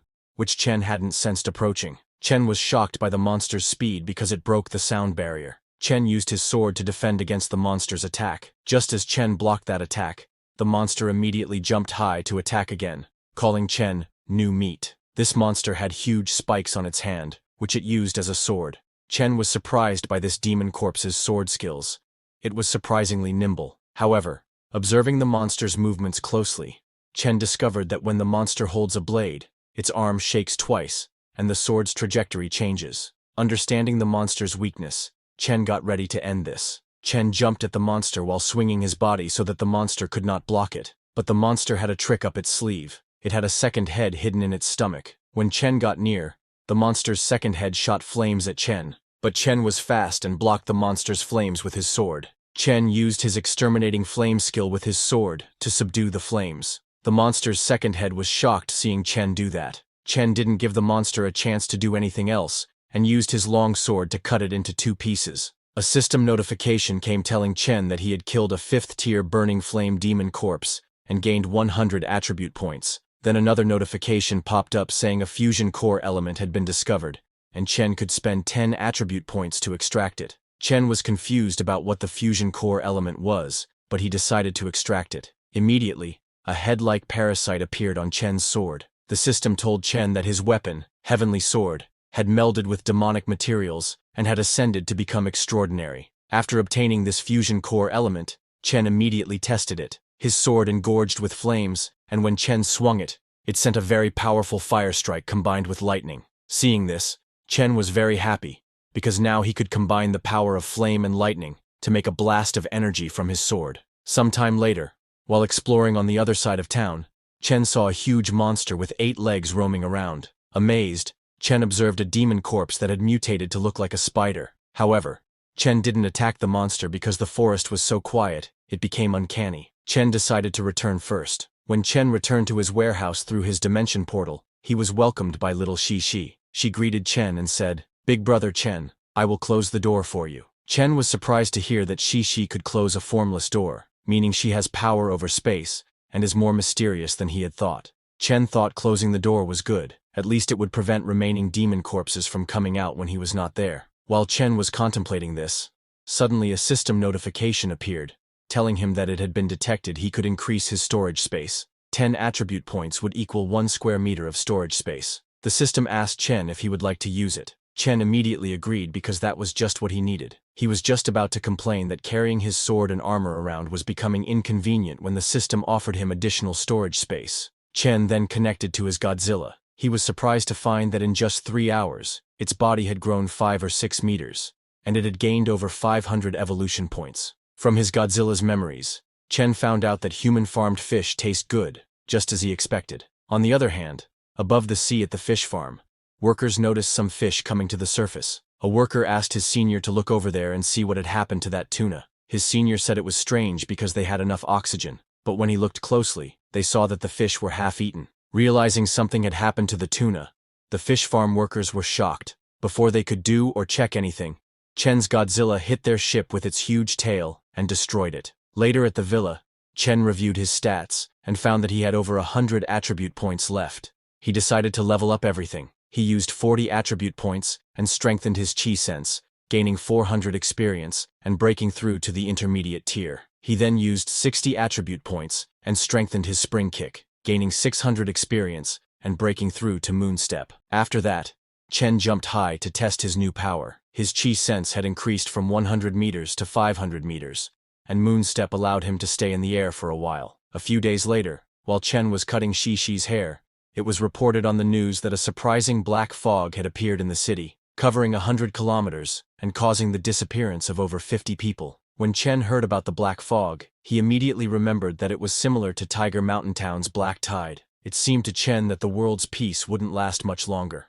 Meanwhile, At the sea of Aoding Island, a submarine was traveling to an underwater laboratory. Inside the submarine, there were awakened beastmen. One of them asked a man controlling the submarine, named Sean, how Professor Kant's research was progressing. Sean told the beastman that the professor had retrieved a special substance from the giant beast's body, and even found the method by which the beast heals itself. Hearing about the extraordinary substance, the beastman became excited, saying they could now create extraordinary humans. Sean told the beastman that they would also be able to control even the largest beasts. The submarine arrived at an underwater cave system filled with huge crystals. Shan informed Professor Kant that the miniature nuclear plant had been brought here, and it had almost reached its destination. Professor Kant and Shan went to the laboratory, where there was a huge beast, almost the size of Chen's Godzilla, placed in a huge tube with a huge sword piercing its stomach. Some men then took the miniature nuclear plant and connected it to the beast's test tube. After the installation was complete, they connected the core's power supply. After that, when the professor looked at the test tube, he smiled because the core's power had entered the beast's body, and the beast had recovered.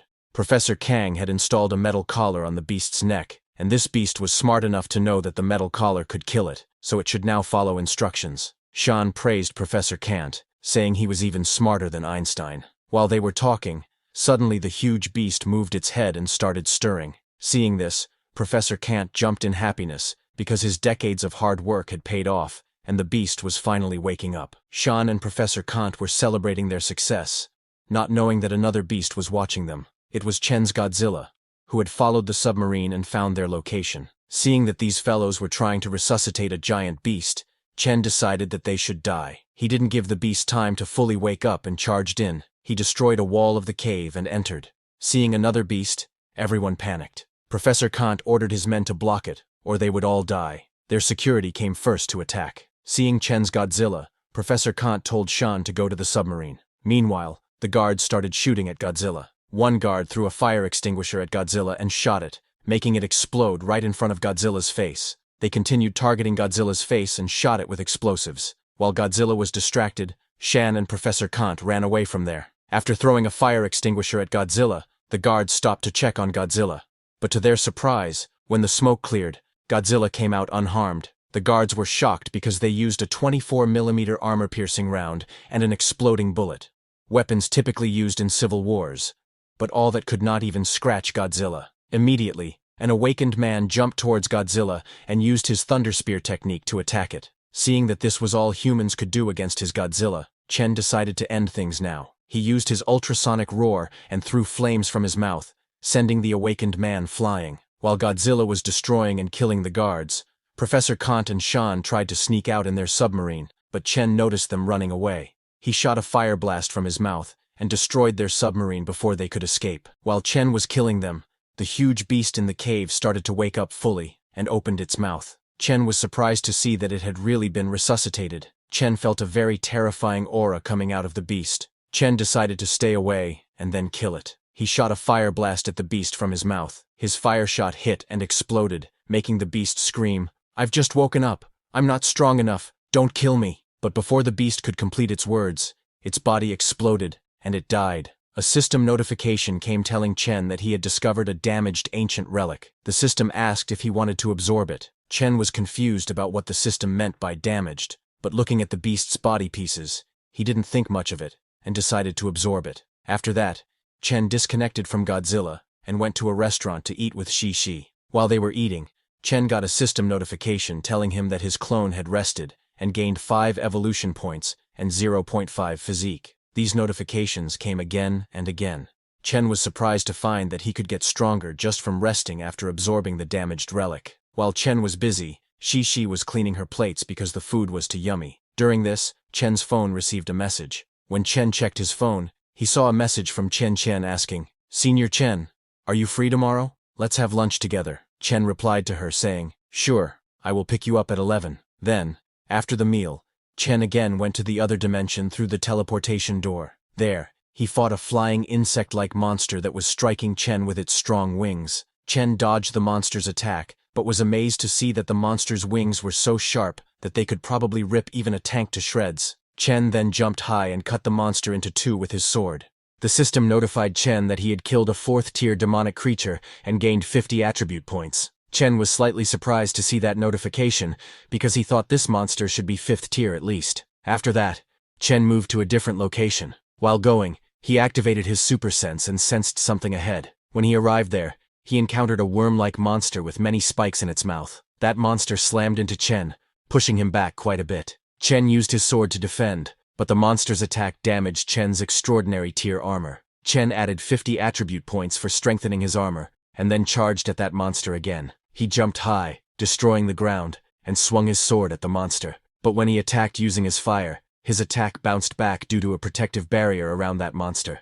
Chen was surprised to see that this monster had an energy wall. He then decided to get a little serious. Using his exterminating flame, he cut the monster into pieces. The monster's barrier broke like glass. A system notification came telling him that he had killed a 6th tier demonic creature, and gained 200 attribute points. Chen immediately used 100 points to strengthen his external chi, and 100 points to strengthen his crimson flame. With that, the temperature of his flames increased from 3,000 to 10,000 degrees, and his attack's distance also increased to 30 meters. He swung his sword and cut down a flying monster in two. Chen laughed, seeing that he could take out one dragonfly with each strike. Chen then returned home and checked his status window. Currently, Chen Chu is at the Earth tier, and his power has exceeded extraordinarily powerful individuals. His physique is 1752, mental spirit is 254, and he has external chi and chi sense techniques both at intermediate level. He has collapsing punch skill at beginner, sky step skill at intermediate, and spring kick skill at advanced. He has lightning mastery and crimson flame abilities.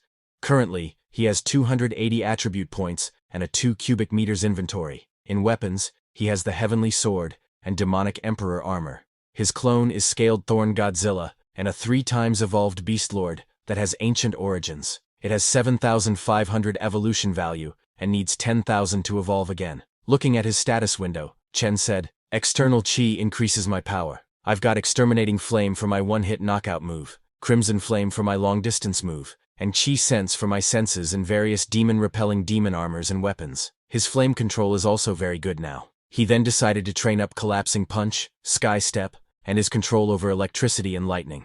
The next day in the evening, Chen went to pick up Chen.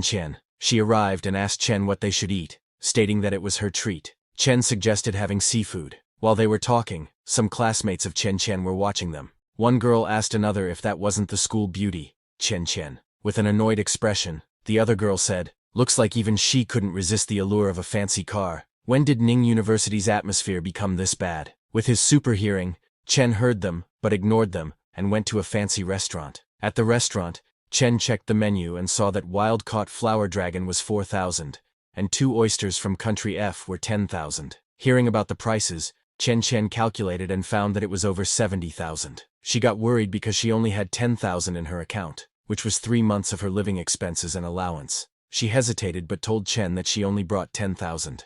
She asked him to lend her some, saying she would pay him back. Chen told her that there was no need. He had covered the bill, so she should enjoy her food. Hearing that, Chen became very happy, and asked Chen if he owned a seafood company, because she had heard that he didn't come to school often. That must be because he was busy with his job. She praised Chen, saying businessmen have such an aura about them. Chen smiled and told her that wasn't necessarily the case. He didn't go to school because he was busy slaying monsters and leveling up. He had no time to manage a company. Hearing about killing monsters and leveling up, Chen wondered if that was a game. While they were talking, suddenly a waitress came with a huge crab for them to eat. Chen was amazed to see the huge crab, but looking at the crab, Chen got lost in thought. He pondered whether, if the apocalypse came, he would still be able to enjoy such luxuries.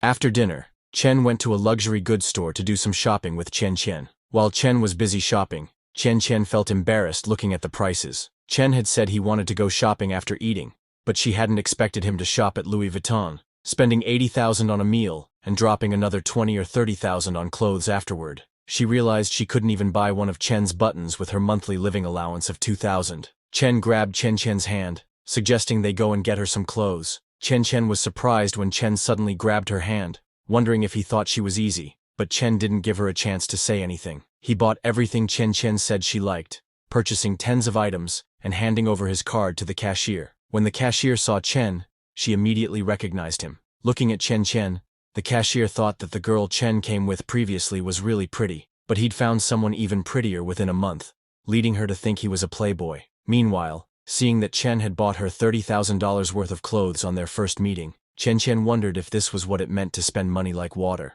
She looked at Chen, thinking he wasn't going to bring her to a hotel next, was he? She was confused about what she should do. At the same time, not far from them at a nearby gym, suddenly another dimension portal opened up, and a corrupt demon came out of it, and started attacking the people who were at the gym. Chen, who always scans his surroundings for any danger, sensed the incident. Without any delay, he told Chen that he had some urgent matters to take care of, so he would send her back to school now. Hearing this, Chen wondered if he didn't have any intentions, or if he was taking things slow, but she dismissed her thoughts, thinking she was just overthinking it. After sending her back to school, Chen headed towards the gym as he felt that a tear in space had happened nearby and something was off. Sometime later, he arrived at the gym, which was completely empty except for a dark aura and some blood marks inside. Seeing this, Chen understood that his suspicions were correct. This was the real world, and yet a polluting aura had appeared. He then used his sense to confront the corrupt demon in an alleyway. When the corrupt demon saw that Chen had seen him,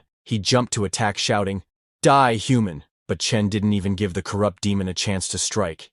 He kicked the corrupt demon in the face using his lightning and destroyed the corrupt demon's face. A system notification came telling Chen that he had killed a low-level polluted monster and gained 5 attribute points. Seeing the notification, Chen understood that it was just a polluted monster and not demonic like that dark elf from before. Then, after Chen left, a few hours later, the police arrived at the scene and found the polluted monster's destroyed body. The police deputy chief was there with the senior students of Chen's university, whom they had selected to form a team to fight against the upcoming apocalypse. The deputy chief told the students that he had wanted to use this polluted individual to see if their hard work had paid off, but it turns out someone killed it before they could. He told the students that by the looks of the monster's corpse, the one who killed it appears to be a superpowered individual who can control flame. Deputy chief was confused, wondering when someone with control over flame had appeared in N City. Later, when Chen was at home, he saw on the news that an immense number of tears in space had appeared in their world today.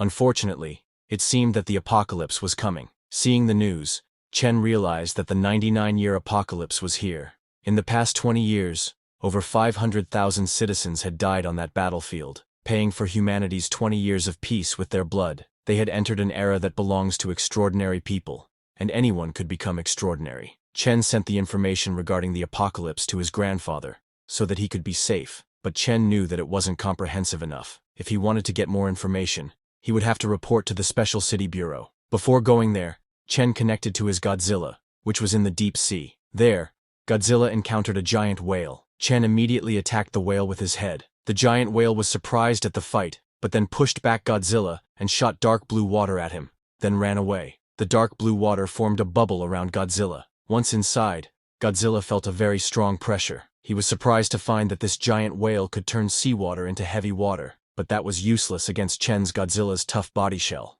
Chen didn't give the whale any chance to run away and shot it down with his crimson flame. Looking at the giant whale's corpse, Chen thought that once he ate this giant whale, he would get at least 10,000 evolution points. Meanwhile, at a branch office of the Special City Bureau, all the chosen students were gathered to talk. One guy told the others that whoever killed that polluted monster yesterday was very good, better than any of them. The others agreed, saying it must be a normal citizen who has awakened power over flames. Chen was also there. She wondered if it could be Chen because, based on what he did that day, she didn't think she could do that even now.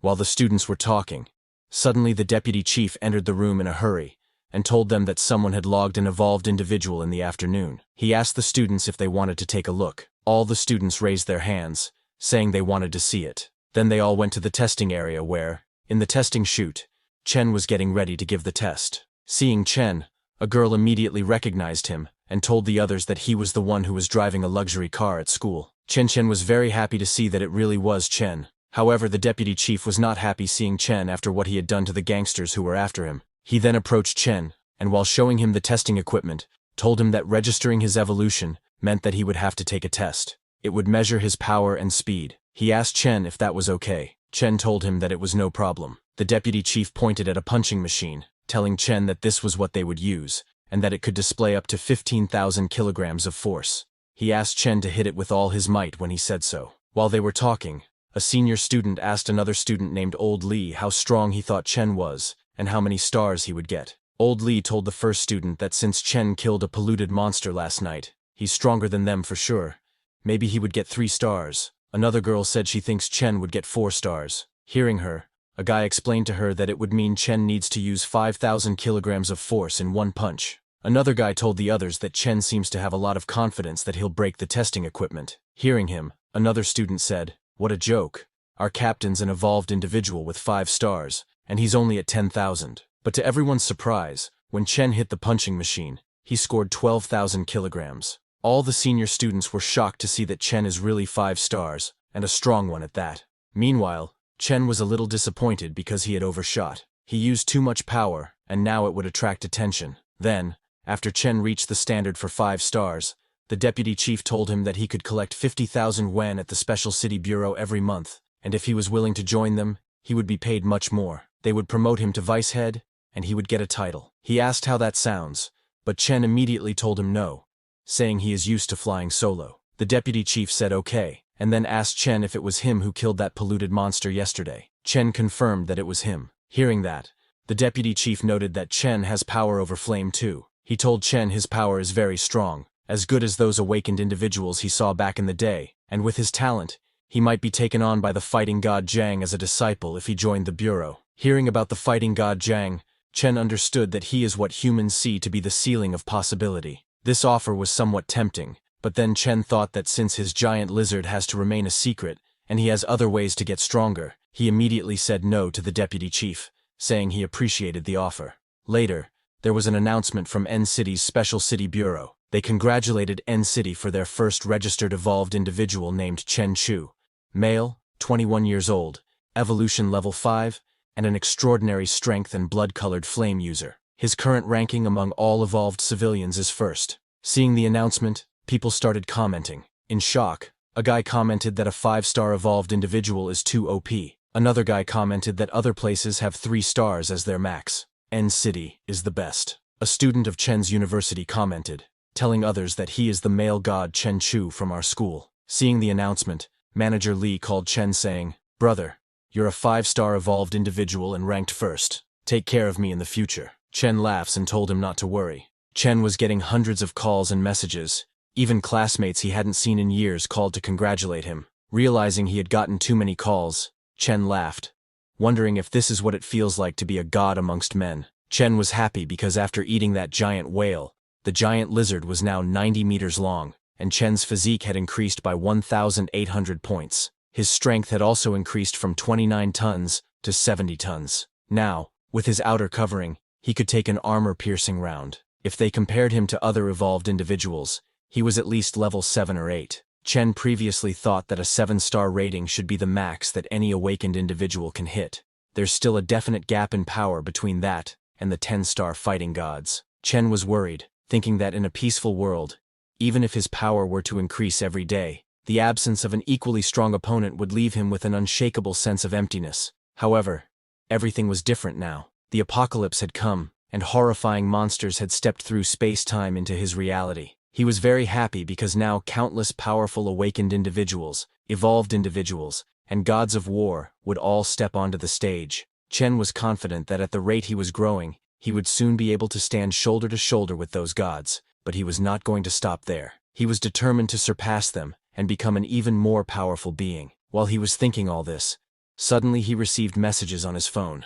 When he checked, he saw some messages in his office group chat. The first message was from Leng Yu, Chen's secretary, who, sending a surprise emoji, asked Chen if he was an evolved individual. Lin, the girl from the front desk, replied to Leng Yu that their boss had been long past the awakened stage forever. He's a 5-star individual. Hui Hui, who was the IT technician, praised Chen saying he is amazing. Chen acted modestly and sent a message telling everyone that it's nothing, and they would all get there eventually. It's just that he was a few days ahead. Lin messaged again saying she wanted to become awakened like her boss. She was determined, saying it'd be amazing if she could evolve into an angel so that she could grow beautiful wings. Leng Yu, with a disdainful expression, replied to Lin that she can't control what she evolves into, so she might become a toad too. Angry, Lin told Leng Yu to shut up. Seeing them fighting like children, Chen laughed and then wrote again, saying, "No slacking on the job."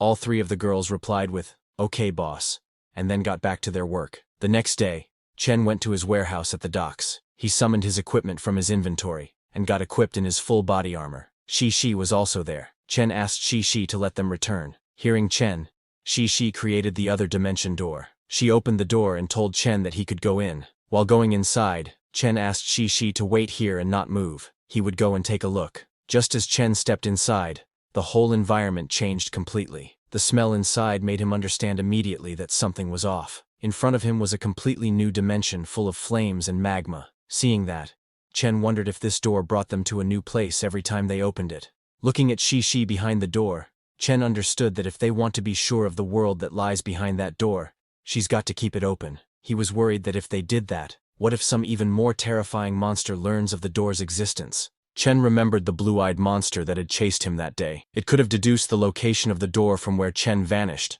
and sent the sausage monster over to chase him. But once the door closes, it brings Chen to another location when he opens it again, so he would have to explore that location anew. Chen smiled, knowing that it is a completely randomly generated world. With excitement, Chen declared that it's not bad either. But while he was thinking all this, suddenly a system notification came, telling Chen that the extremely high temperatures here would kill most living beings in seconds. Suddenly a very warm wind flowed towards him. Chen's crimson flames could offset the burning effect of the high temperatures. Seeing the wind, Chen smiled because this warm wind even felt kind of refreshing to him. But suddenly, a system notification came telling Chen that his body was being affected by the polluting substances here. His body's immunity had succeeded in temporarily blocking the effect of the polluted substances, but his resistance would last for 15 hours. Chen was surprised to see the notification. He understood that no matter how resilient his body is, it seems that it can't completely resist the effects of this pollution. Chen was a little jealous, because after feeling the heat, he now knew that those awakened individuals and war gods would be completely unaffected,